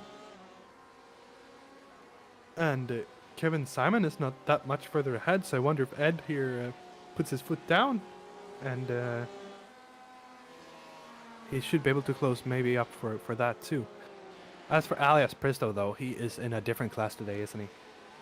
Yes, of course. He's gonna be, if he continues this and doesn't make any mistakes, he's gonna be the one that is the victorious and the leading and everything. He's gonna win if he continues doing this. So it's amazing what he's doing. Looking at lap time for the LMPs last time around, though, Martin Pearson continuing being quick. He was around a second quicker than Joshua Meyer, and it seems like we do still have Scott Trippney in the pits. I wonder if he's trying to fix whatever damage he has, or if he's out. We'll have to see. But he's still here, engine running. So it's not out yet, but yeah, that will be interesting to see. As he there disappears and seems to be out. And that seems to be the commentator's curse, isn't it? Yeah, we're doing it a lot right now. We've seen it happen to Joshua, to Ed. As it seems like, yeah, Matteo there is out as well. Not Ooh, come back. Martin As Martin spun. has spun. Yeah, Martin's spinning there, and that will help Joshua out plentiful, because that was right. Where was that on the track? I have. Yeah, that was just before out. the end. Yeah, right before the start-finish straight, as I thought. So I wonder how much that hampered him with his speed as well. Actually, the corner where Joshua and Ed had their drifts before. So a pretty tricky corner. It's a very long sweeping corner, but you'll have to break into the following one after that. So it's very tricky, and we've seen that a few times now. But now Joshua might see a bit of light at the end of the tunnel there. yes, let's just quickly look at what happened there with Martin.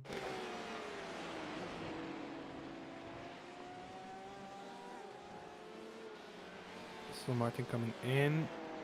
Oh, Ooh. so probably a little bit of dirty air and a little bit of surprise by the GTE, thinking he has to avoid it. I think it's the GTE disturbing the flow for Martin there. Is my best guess. Yes, and you saw what happened before Joshua, but he tried to correct it the other way, and it snapped on him, so that's unfortunate for him to happen, but he's still in the lead right now. Yeah, and last time around, though, he was 4 seconds slower than Joshua. Joshua, this time around, I think, have lost out a little bit. So, yeah, Martin Pearson's just in another league at the moment. The question is, as I mentioned before, the teammate of Joshua, on how quick he is, because that can be the game changer that Maniti Racing needs. Yeah, would he be the hidden gem that is gonna bring him to the top step of that podium or With this last time around, now Martin Pearson 1.2 seconds quicker, and that's quite a bit per lap. So Joshua will have to keep pushing, but yeah, Martin looking at the strong favorite for me right now. yeah, Joshua has actually been kind of slow compared to As- Martin here right now. As, as we once again have missed an overtake there, Ericus Cactus for P3, but the battle is still going on a little bit. As we have Martin Pearson in the mix with them too there, so if it's possible, is it possible for us to get a replay of that overtake? Do you think? I think we would be able to, yes. If we could, that would be nice. As we come in here, start finish straight with some toe. Ed just that, even though he has some damage, it seems like he just managed to get that much speed and into T1, yeah. So that's quite an, I don't want to call any overtake easy, but an easy, nice overtake, and not having to fight too hard for it. Yeah, beautiful overtake there. I don't think the damage is really bothering him that much. I think No, it that's seems just like case. the damage is more visual than anything at the moment. Yeah, which sometimes happens in iRacing, of course. Visual damage is for some people. Maybe he doesn't even have that damage on his screen. Sadly, that still happens, but it's good for him. He's driving great, actually. That could be the surprise we need. Yeah, it's a long way forward now, though. He has a big gap to the guy in front.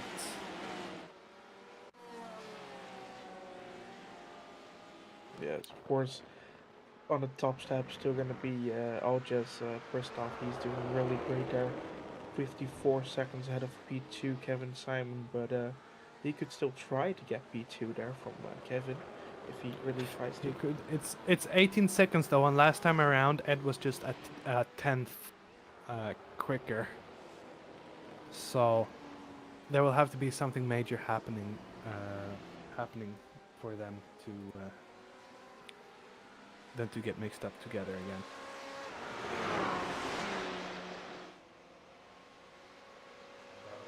And Josh is losing time again to Martin Pearson as well. So Martin is really driving well here, and Joshua, I'm not sure if he took tires in a stop. It might be that, because he is about a second slower a lap or something like that if you look at the lap times. Yeah. I think, but he has been slower, about a second slower the whole lap, so I think it's just the drivers making the difference at this point. Martin Pearson, who is a very strong driver, especially in this car. I was about to pull out some achievements he's made, but I can't really put the finger on now. I just know that Martin Pearson, he's driven this car more than once, and he's always done pretty well. I gotta say though, the Audi and the Porsche, right? Two different looking cars. People usually say the Audi is looking a bit like not as beautiful, a bit more rough around the edges. But I don't know. I think the Audi has grown a lot on me lately with the looks. Whereas the Porsche, while it is smooth and such, it's what you would expect, right? Yeah, it's interesting. I personally don't really like the visual of the Porsche actually as much. It's too smooth for me. It's like with the Corvette and the Porsche and the... Oh, as we have someone spinning right in front of here, we will soon see who it is, I think. That is Ed. And that is a position swap right there for between Ed Cactus and Jacob Lange. And they actually will go side by side coming onto the start finish straight there. Jacob just letting Ed pass, but now he will have the toe. So a few mistakes made. Will Ed go into the pits? It seems like it, yeah. So I wonder Did he there. get damage from that crash? Let's see. And my best bet is will be a replay of what we have seen before with both Ed and yeah, same thing again as we saw earlier and we saw with Yash earlier. So maybe that damage on the right hand side still affects him a little bit through that corner, and he has a hard time anticipating it. It's a shame we have less and less car on the track, and now Ed being far behind. But if Ed times this right, I think he could be able to pull it off now till the end of the race, actually. Yeah, and he had a very short stop actually. He pulled in only for about 33 seconds. So that could be fuel related. So As I'm unable to get their incidents here at the moment, but there could be a small penalty, or there could just be a top off fuel. I would suspect fuel. Yeah, maybe he is doing this so he can get to the end of the race from now on. That would be smart, actually. But or could we have a look maybe on his pit stop there, because I could also just be a drive-through penalty for Ed there. He's had a few incidents, and Let's see. that might have been what he's gotten. But if he pits, we will see probably a bit of fuel. Ooh, that's a very quick pit entry there. He does stop in time. But I suspect we will see him just driving through the pits here, taking a drive-through penalty. As we see him limping, and he should be pulling in by now if he pulls into the pits. But no, I think it's just a drive-through penalty. He's had one too many too many incidents on track, and he's have to serve that. So that's not very good for him. See, the air comes back out again. So drive-through penalty for Ed Cactus, and yeah, that's not good for him. He'll have to hope that the guys in front do something similar. As Joshua is now in the pits.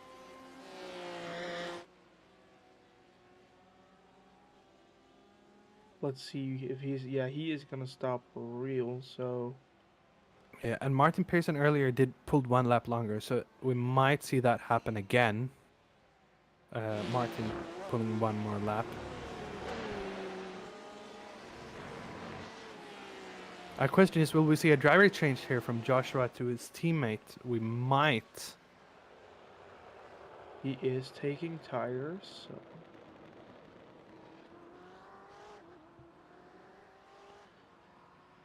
So tension building now then. Martin Pearson again coming out on the start-finish straight, so...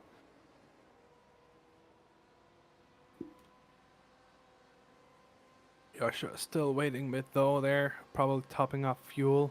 We'll probably be able to make it to the end from here. Martin Pearson though will keep driving. I think he probably has a few laps still to go.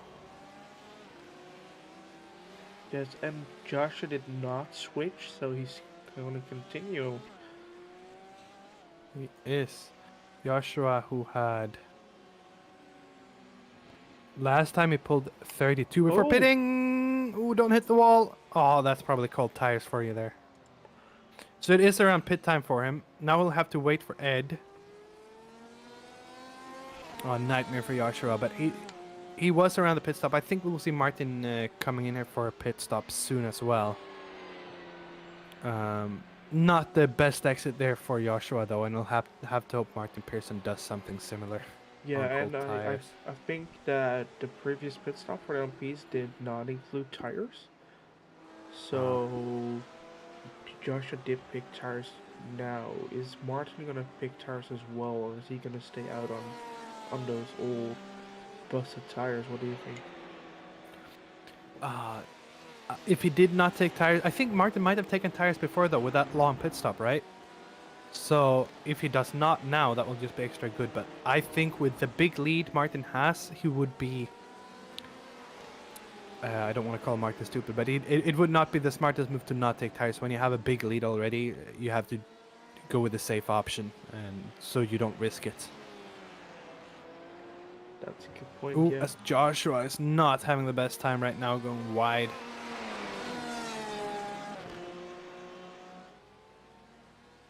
Race calm down now. Martin again pulling out of the laps. I wonder, is there that big of an offset, or was there a small issue for Joshua? Yeah, I would know, but Joshua is definitely having some trouble just getting into the groove again after that pit stop. Spin at T1 and the last corner there. Also some problems. Martin is jumping around a lot as well. Yeah. But Martin now almost a lap. Sorry, 2 laps in front. If I'm correct. Oh, Martin there. Yeah, Martin probably struggling a lot with the tires at the moment. But will come out. Probably come into the pits now, I suspect. And then I just wonder, you know, will he come in? No, he won't. So he will have some sketchy tires. But Joshua, Josh is right there in front. If he's able to lap him again, then yeah. Oh, I'm looking at the wrong car, so I do apologize. But they are still close. Joshua right behind Martin, I should say. But yeah, Martin Pearson. I don't know. He'll probably have to pit soon. I just wonder, is it worth it being out on bad tires? If that's what it is, or what's happening there at the moment? If it's fatigue. Jacob Lange, though, we see. Who is that behind him? They're so spread out now, the race with so few cars. It is, Alja is actually behind him, that GT, so he's almost getting lapped twice there. Yeah. Sorry, only once.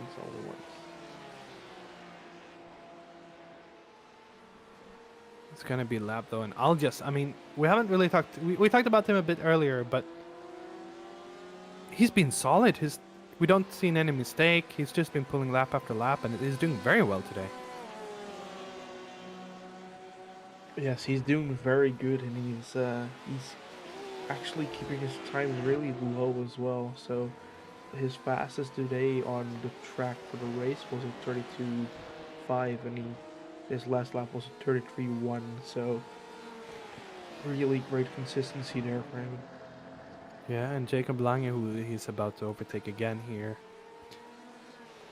is last time around was at 136.3, so it's big pace difference between these two, and I don't think we'll see too much of a fight here because of the blue flags. So yeah, I'll just look like he's cruising right now, and he's doing great.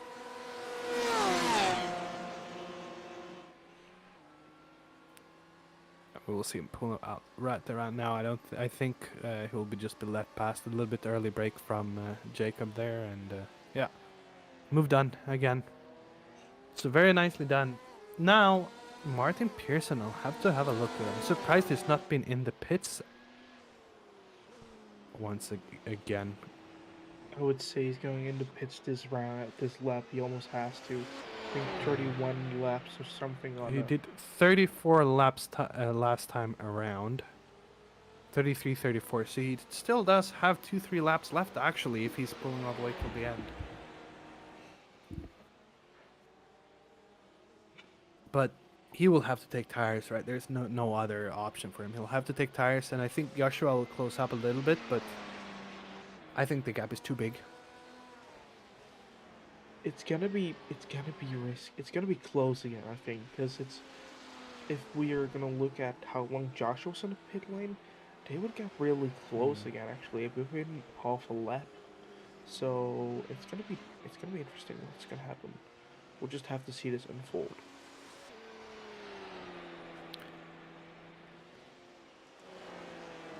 With Ed Coggins here. Ed, who has had some problems.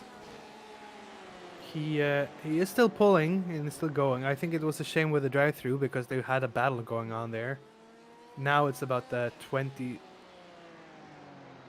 Oh, what my sheet here isn't cooperating with me. But 17 seconds behind Jacob there. He has closed down a little bit. Jacob with a 135.5 last time around, Ed with a 34.0. So if he keeps this up, 34.4 this time now. So if he just keeps this up, he can still close down on P3 again. As Martin Pearson, they're not being able to get around. That will hamper him a bit.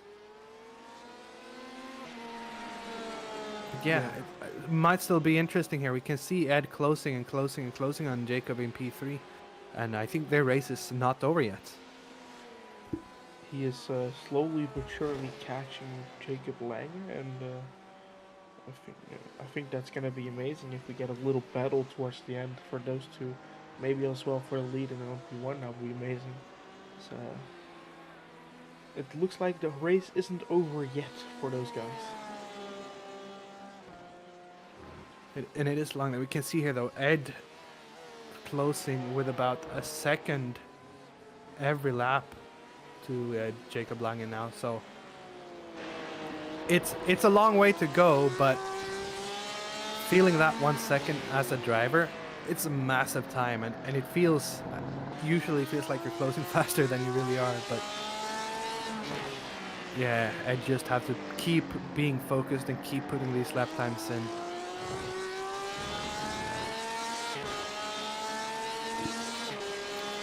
If he does, then I think by the end of the race we will have a nice battle here, because it's about, if he keeps closing as much as he is now, it will be about the end of the race they get together, unless there's anything happening. There on the bottom we see it actually. Ad is gaining a second or more each lap for the last 4 or 5 laps. So he's really gaining there consistently towards Jacob. Yeah, it's now down to 15 seconds, but you know, there's also a little more than half an hour left, and a lap is about 1.5, so he'll have to keep pulling and pulling and pulling. He'll have to keep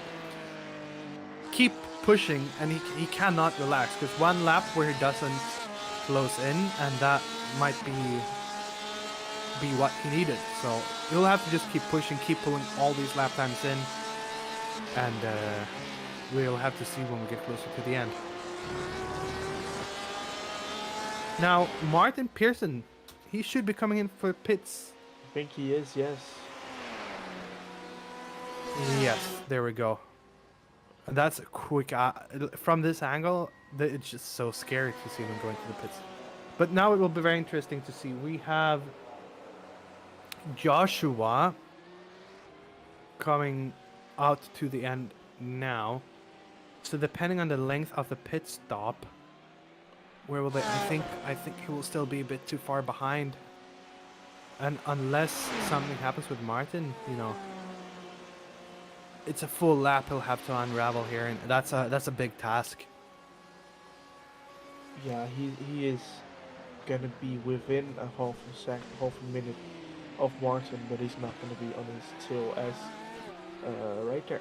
I think Ed is a bit wide in T1 as well. Yeah, and I think Ed now, as we said, is just pushing that hard that it's easier to make mistakes, and it's a bit of a risk it for the biscuit kind of situation where he has to put all the laps in, but it's also the harder you push, you know, the riskier it gets, and that's one of the mistakes that will happen. But I don't think it lost him that much time from what he needs. He just needs to keep on what he's doing. He still has enough time to close the gap down. As Martin is already out of the pits again. He had a really fast pit stop. I don't think he took tires. I suspect so, and that will be interesting, because now it will be fresh tires versus old tires. And coming to the end of the race, it's still just half an hour left now, though, as we say that. So he'll have to nurse the tires, but as long as he nurses them, he should be okay. But you know, once they fall off the cliff, they will fall off the cliff. As Joshua now puts in a stonking lap of 1:18.6.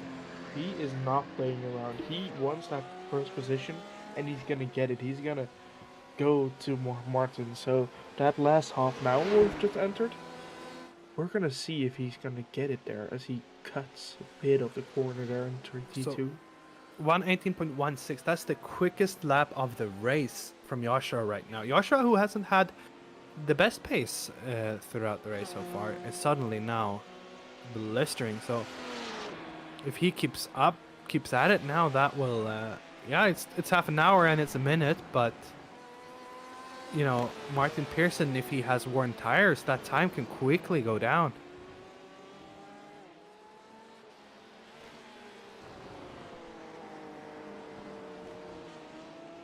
And we see the time, it's shrinking, but I think personally it might be a bit too much.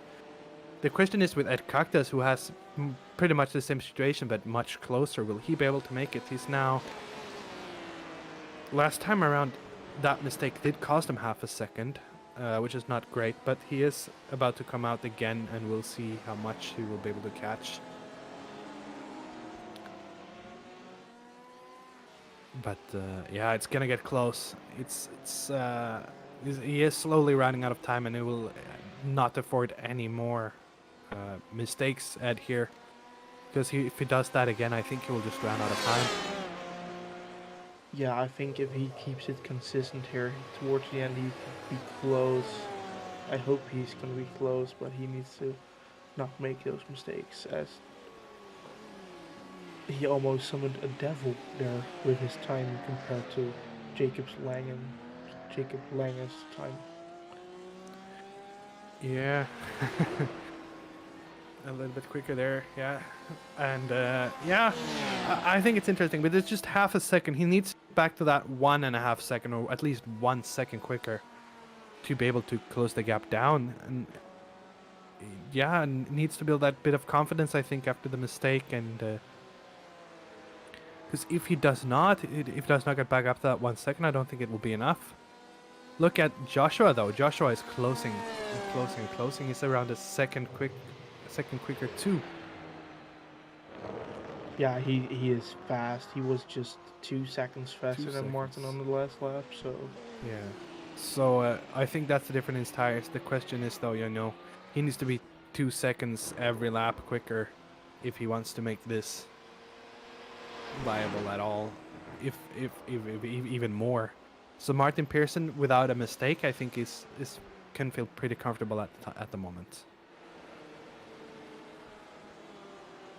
Yeah, I think so too. Martin has no real reason to panic right now. He just needs to keep those tires nursed and make sure they don't fall off that cliff and become undrivable for him. So that's gonna be the challenge for him. But I think he can manage that. He's driven this car plenty enough to know how to drive it. Yeah, and I think he doesn't have to... Oof. Oh, okay, so we're almost losing Joshua there, I thought for a second. But yeah, he doesn't have to push, Martin can be that extra bit safe, that extra bit careful, and not risking those mistakes, where Joshua will have to push as hard as he possibly can, and risk those mistakes. Ed here now, though, down to 12 seconds. Again, he's being quicker again, as quick as he needs to be with 2 seconds. So that's what he needs to do. Maybe he heard us saying that he needs to speed up a bit. If he does that, then he's looking good now. Yeah, he's really gaining some time there, from 15 to 11 seconds already, so that's really good. And it's looking good. It seems like the damage isn't doing too much to him.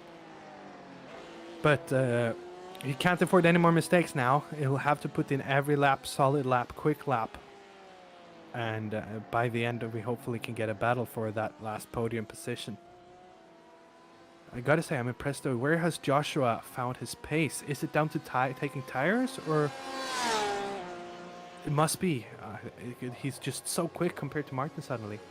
And I wonder if Martin starts to think about the pit stop. Did he make a mistake? Martin actually gaining some time again from himself, so he went 120 around last round, and then now he's ahead in 119, so he is trying and pushing and doing successfully till now. He's not crashing as till now, and I'm gonna have to knock on some wood right now to not have a commentator's person in, but I think he found some pace again, and that's gonna hamper Josh, and he might not have. You might think he made a smart choice. Might have been. The thing is, right, with the tires, as they get worn, it's going to get harder and harder to drive too, and easier to make mistakes. So it's a way off, but he's looking pretty good, and I think if he just nurses it, it should be okay. But we'll see come to the end of the race. But he has to know that any mistake he does is no good, because even if it's a big gap, if he loses 20 seconds now, that would be detrimental to him. Ed Cactus though now, Edica's in 4th position, less than 10 seconds. It's a 9-second gap between him and Jacob Lange for 3rd position. So it's getting closer and closer. The time is ticking though, and it's a race against the clock.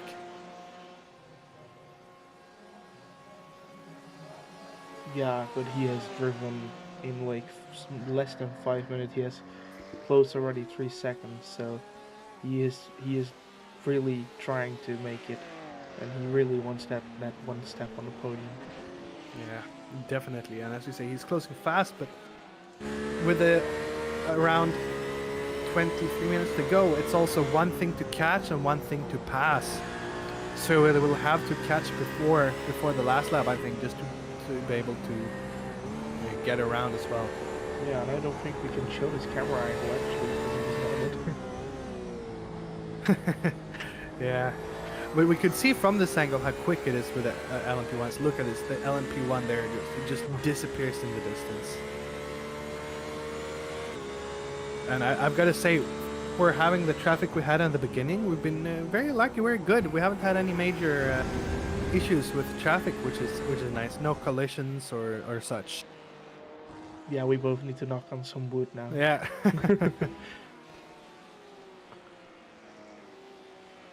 But yeah, no, we've been lucky. No incidents really that big. Some slides here and there, some drifts. Just last time around, looking at laps though, Martin Pearson did a 1:21.3. Joshua is about to come around. He will make a 1. That's a 1:18.7. So he's 3 seconds almost quicker than Martin last time around. I just think the time is, there's too little time left. He'll have to be keeping those laps in every lap and hope for Martin to make a mistake if he wants a shot at the win. Yeah, he has 20 something minutes and 40 something seconds, 45 seconds to gain, so it's gonna be hard for him. He is gonna try everything in his power to do so, and it's gonna be amazing to see that. As we say that, Martin now comes down to 119 again, so maybe had a small error the previous lap.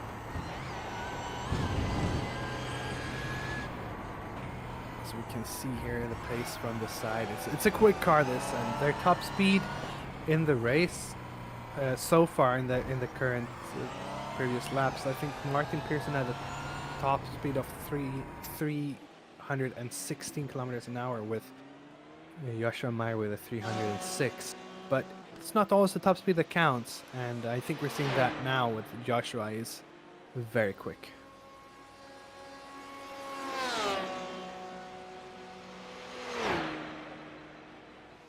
Coming out, making him a 1:18.2, so about a second quicker this time than Martin. And yes, it's a full second. He's quick, but I don't think he's quick enough. With this pace, no, he's not gonna make it. And this GTE right there doesn't help either.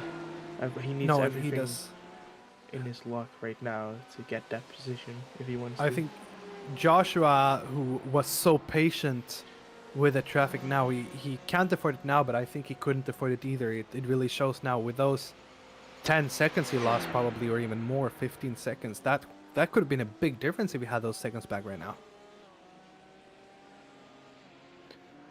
Talking about time, Ed Cactus now 6 seconds, less than 6 seconds to Jacob Lange in front. And it's looking good for Ed at the moment. It is, yes. He's definitely gonna get there to Jacob if he keeps this up, and I think he will. He's a great driver. We've seen him before with ISRC. I think he's gonna be hunting for that P3 there. Yeah, and Ed, who I actually know, I'm in the same team there as him. He went on his good days, which is most of his days, he's very quick, and I'm surprised to see the car a bit bumped up like it is, because that's not very common for him, but he can definitely do this, and we can see now Jacob there in front, and I know this will just make Ed push even harder, seeing his target there.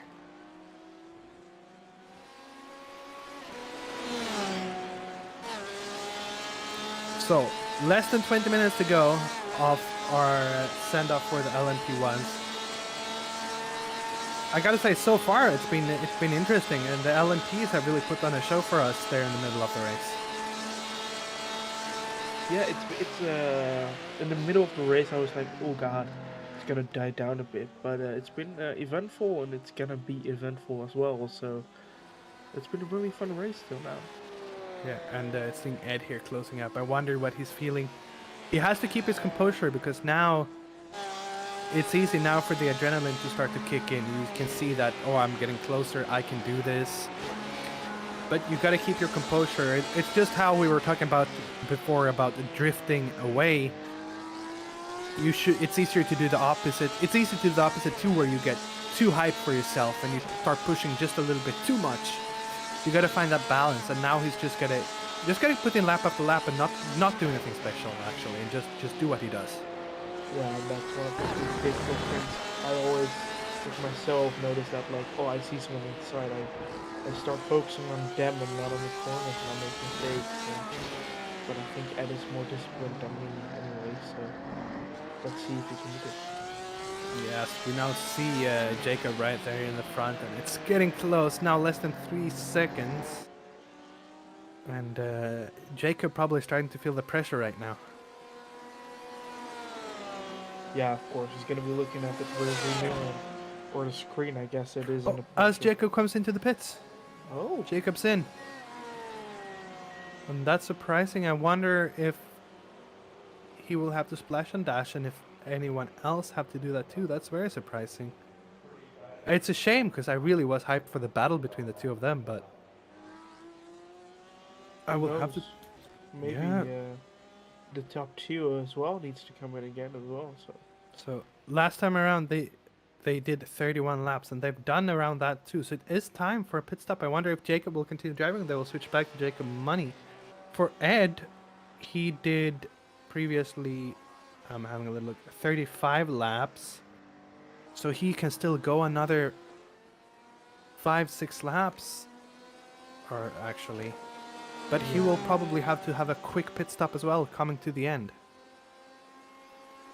I think he does indeed need to have a quick stop there, unless he's really saved some fuel on this thing. But with him, I hunting doubt it Jacob, with what we've seen. Yeah, I don't think he did save fuel, so that's gonna be interesting because they both have to pit. Or sorry, Ed has to pit again, so he needs to make pace now, and so does Jacob. Yeah, that's very interesting, but yeah, I have a sneaking suspicion if Ed makes no errors, he will come out in front. But I think the pressure is on now because Ed has to still keep pushing every lap, and he doesn't have that carrot in front of him showing him that, hey, I'm here. He now has empty track, and it's not the same to follow another car. He'll just have to keep pushing and keep pushing. He does look good though. Talking about looking good, Joshua Meyer last time around, quickest lap now of the race, a 1:17.9, is really pushing, but still 44 seconds back, and he's just too far back. The time is running out for him, and he won't be able to catch that up unless Martin makes a mistake. Yeah, he needs to gain about 3 seconds a lap to catch him before the end, and I don't think that's gonna happen. He just locked it into T1 as well, right after his fastest lap, so he's really pushing it, which I don't think anyone can really keep up for an entirety of 15 minutes, so it's gonna be interesting to see what will happen with him. Yeah. Yeah, I think Martin Pearson can feel very safe. I think the biggest worries right now are for the people in third and fourth. Ed Cactus, of course, can feel oof as we say that. He makes another mistake there, and cannot afford that. But Ed right in front of him here, still pushing, putting good laps in, and yeah, it will be close though. It will be very close between him and Jacob. Yeah, for reference, it's about 4 seconds now to get between them if Ed would bid at the same time as Jacob would. like the same length of pit stop. So, ooh, it's close. It's really close. Yeah, but having a pit stop later on would probably mean a shorter stop. So the question is, yeah, what was it, who will come out on top? But we have now Joshua in the pits And that's a again. drive-through for him, Yeah, actually. drive-through penalty. So all hope lost there for Joshua, and he will just have to pull till the end. But they come out together. Maybe they can have a little race here now. Joshua will be the quicker. Hopefully he can unlap himself and feel good about that. That will be a little bit fun for, I think, for the both of them, having a bit of battling here coming to the last 10-15 minutes of the race. Yeah, not to mention for us some fun as well. Yeah, as Alias now comes in to the pits, so we're starting to see the pit stops now for the rest of the field too. And yeah, we haven't spoken about Kevin Simon much either. He's pulling well along in P2 as well, making no mistakes. So it's Jacob Lange there right behind him. Yeah, it's gonna be interesting to see if he enters the pits this round, Kevin. Yeah, and I think he must more or less. Numbers. We're gonna see it. Well, last time around did 36 laps, so he could still probably do another 3-4 laps. The question is, you know, where you have to get to the point where it's worth it, even, you know, with a minute sorry, my voice is starting to break down now. With a minute left of the race, do you want to pit then? I personally, even though it might be worth it for the race, don't want to spend the last lap in the pits. I'd rather be pulling it on the track. So Yeah, but you want to reach the finish, so he either needs some big savings now, or he needs to enter the pits just for a quick splash, like a second of fuel in there. The question will be interesting. Ed too has to pit. Cause yeah, okay, so Ed has to pit. Oh! Joshua there, and I think yeah, that's race over for Josh right there. He's grabbing really bad as well. Yeah. I think that's not gonna be repairable in the amount of time we have left. So no, I think that's race over for Joshua. And it's a shame. He pulled really well here in the last part of the race, really quick times, but maybe just tried to put a bit too much. And here is Ed back into the pit. So this is where we will see Jacob Lange. He's still coming into just turned 13 at the moment. He still has a bit to go. And with a quick pit stop for Ed here, Ed will come out in front. Yes, he's gonna enter the Canopus corner now. And the question will be probably about the top speed coming out. Ed in. I'm just a little bit of fuel. I think Ed will be out safe here now, but he's gonna get that fuel in quick. Oh, in the background, Joshua. That's Joshua entering the pits and making a big mistake too. So Joshua not having the best time. He was just putting on a show there for the pit stop. As Ed here comes out now, time shrinking, and will be how much? It's a whole 6 seconds there, 7 seconds. Not what Jacob wanted to see. Yeah. But Ed has shown that he's quick, and yeah, that just worked out well. Yeah, great job, and well done there.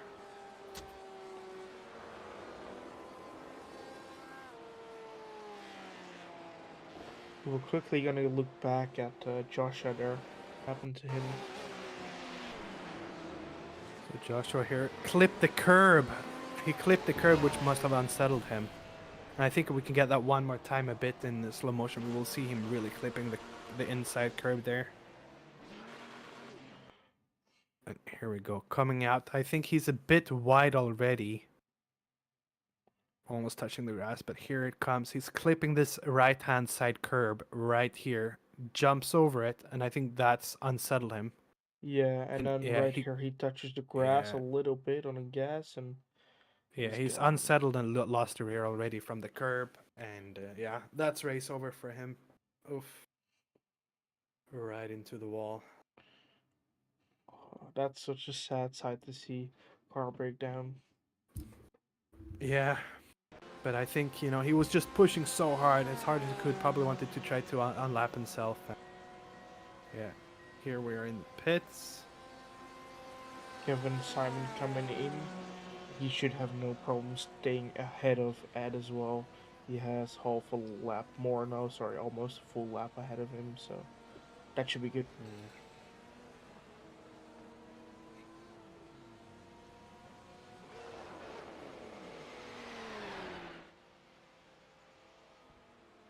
And yeah, that car of Joshua, damn, it's looking really bad.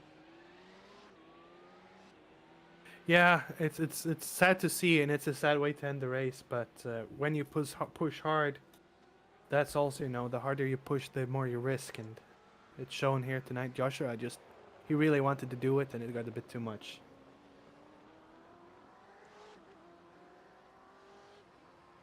As we're gonna watch sorry, that's the wrong point. As we're gonna watch Joshua here enter the pit lane, see what happened there.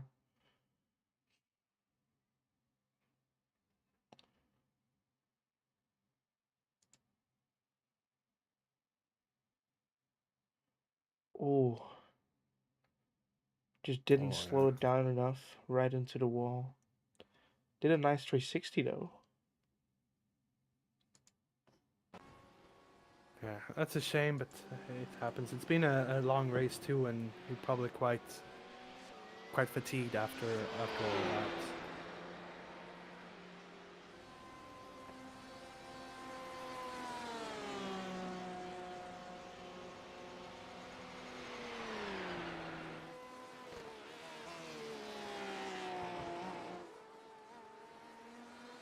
And also gaining some time on Jacob already. He is gone up from 7 to 8.5, so he is still slowly chewing away time. Yeah, and sadly though, I think this is. I don't think, if nothing special happens here now, this is the positions we will see, and I mean, I like to mention Alias, who so far, great race. He made no mistakes, and he's just been smooth.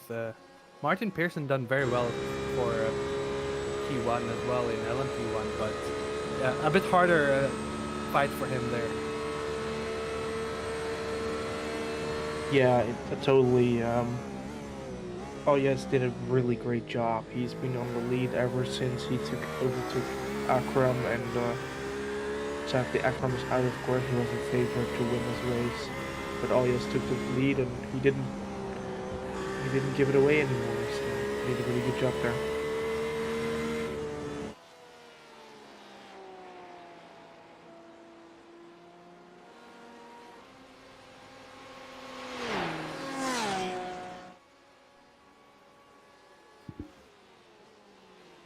Yeah, and yeah, it's been great stuff, and I think it's great racing track as well. It has many. It's very challenging, but it also has some great overtaking opportunities for everyone. So it really provided us with the best tonight so far, and Yeah, it's interesting. It's a cool track. I've never driven there before. I don't think you said you didn't either. So for us, it's a pretty new track, but I'm starting to like it a little bit. I get why Martin chose it to race here, to say farewell to the LMP1s, and great choice, I think. yeah, it's very nice, and it's. I think it's a great endurance track. And talking about endurance, soon enough we have the Daytona 24 as well coming up tonight. So for in real life, so I hope people will enjoy that as well, as much as they had enjoyed this. Even though I know this is hard to beat. Yeah, that's gonna be very hard. Are you gonna watch it the Daytona or? That will be. We'll have to see. I'm very excited for it though. Talking about endurance racing and iRacing, of course we had it last week around Daytona here, and it was a great success I think for iRacing, and very nice to see. And I think most of these people, I think Martin took part of it, right? I think so. Yeah, I'm not really up to date. I have Right, been I out know- of the scene lately. So I know some of these people, like Ed took part of it. Me myself actually took part of it. So for once I did a drive too, and nice. What did you finish? I hate to brag, but P1. Oh, such a bad position. So man. looking at P1 though, look at Alias here. I think he should have the spotlight right now. He has been, I think, my top driver of today.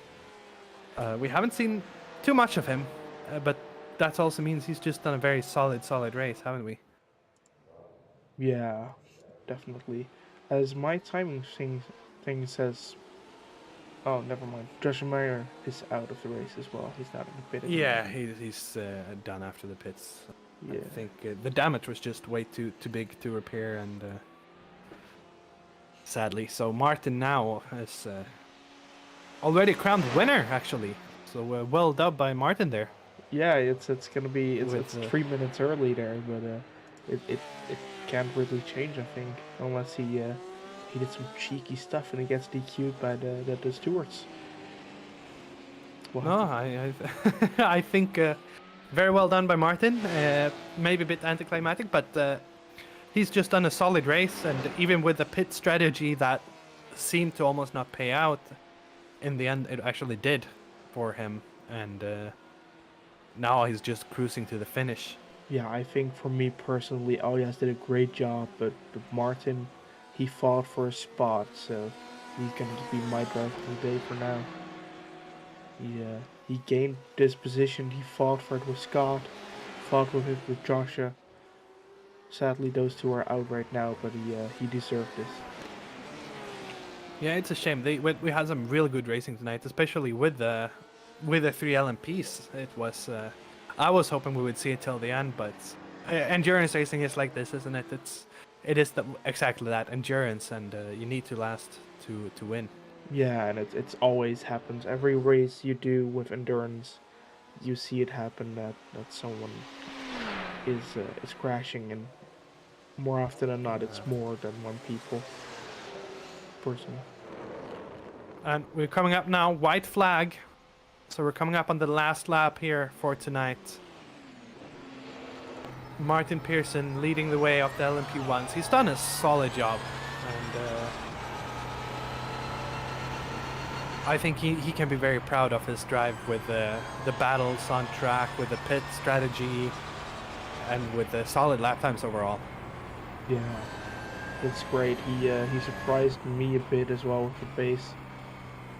So great job there. So for the last time, he will come up into the last section of the track, the Dunlop curves, through 10. And for one last time, he's taken those last section, those tricky corners where we've seen multiple mistakes from multiple cars today, but for now, Martin seems to make it very well. Buttery smooth. And for the last time, through the last corner, out to the start-finish straights. And will he boost for his last time? Flashing his lights a bit for us, boosting. We have the winner, 2 hours around Fuji, the ISRC Talent Button Challenge, Martin Pearson in LMP1 in the Audi. Very well done. Good Very well job. done. As for the GTEs, a very nice finish side by side. Alias Pristov, very, very well done alongside here with Kevin Simon for a second. So Yes. congratulations to all of them. Amazing drive for both of those outside, apart from the league as well, from the GTs. And I gotta say, it's a very nice gesture there to finish side by side. My driver almost of the day, almost I gotta say, it's maybe my second, but a very good comeback here is Edgar's Cactus, who will finish in the last podium position and third in GT, as we see a small celebration from him. Yeah, it's amazing what he has done. Drove back across the Jacobs and he's done great. But yeah, last but not least, a valiant effort there by Jacob Lange, as he will finish fourth in last running. I mean, that's a proud to something to proud to. He is the last running car. There's some multiple retirements, and very well done to Jacob there as well, and all the other drivers too. And with that, we have sent off our LMPs. Thanks everyone for turning up and sticking with it today. You all had fun. And there Wasn't goes your good the folks. the size of the grid I was hoping for, but maybe I was a bit too late on the bandwagon for a bit of a send off for these cars. But anyway, thanks for turning up. I hope you enjoyed it. I genuinely don't know if ISRC are going to do more events or not. Yeah, catch you around. So some word there from Martin Pearson, and with that, we have sent off the LMPs for the new hybrid era or of the hypercars. And I would like to thank you very, very much for tonight. And we'll hope to see you all on track. Yeah, it's been an amazing night. It's been an amazing event, and just like Martin said, we might be back with ISRC. We might not be. It's in God's hands now. But all in all, thank you everyone. We hope you enjoyed tonight and have a splendid Daytona 24. Good night.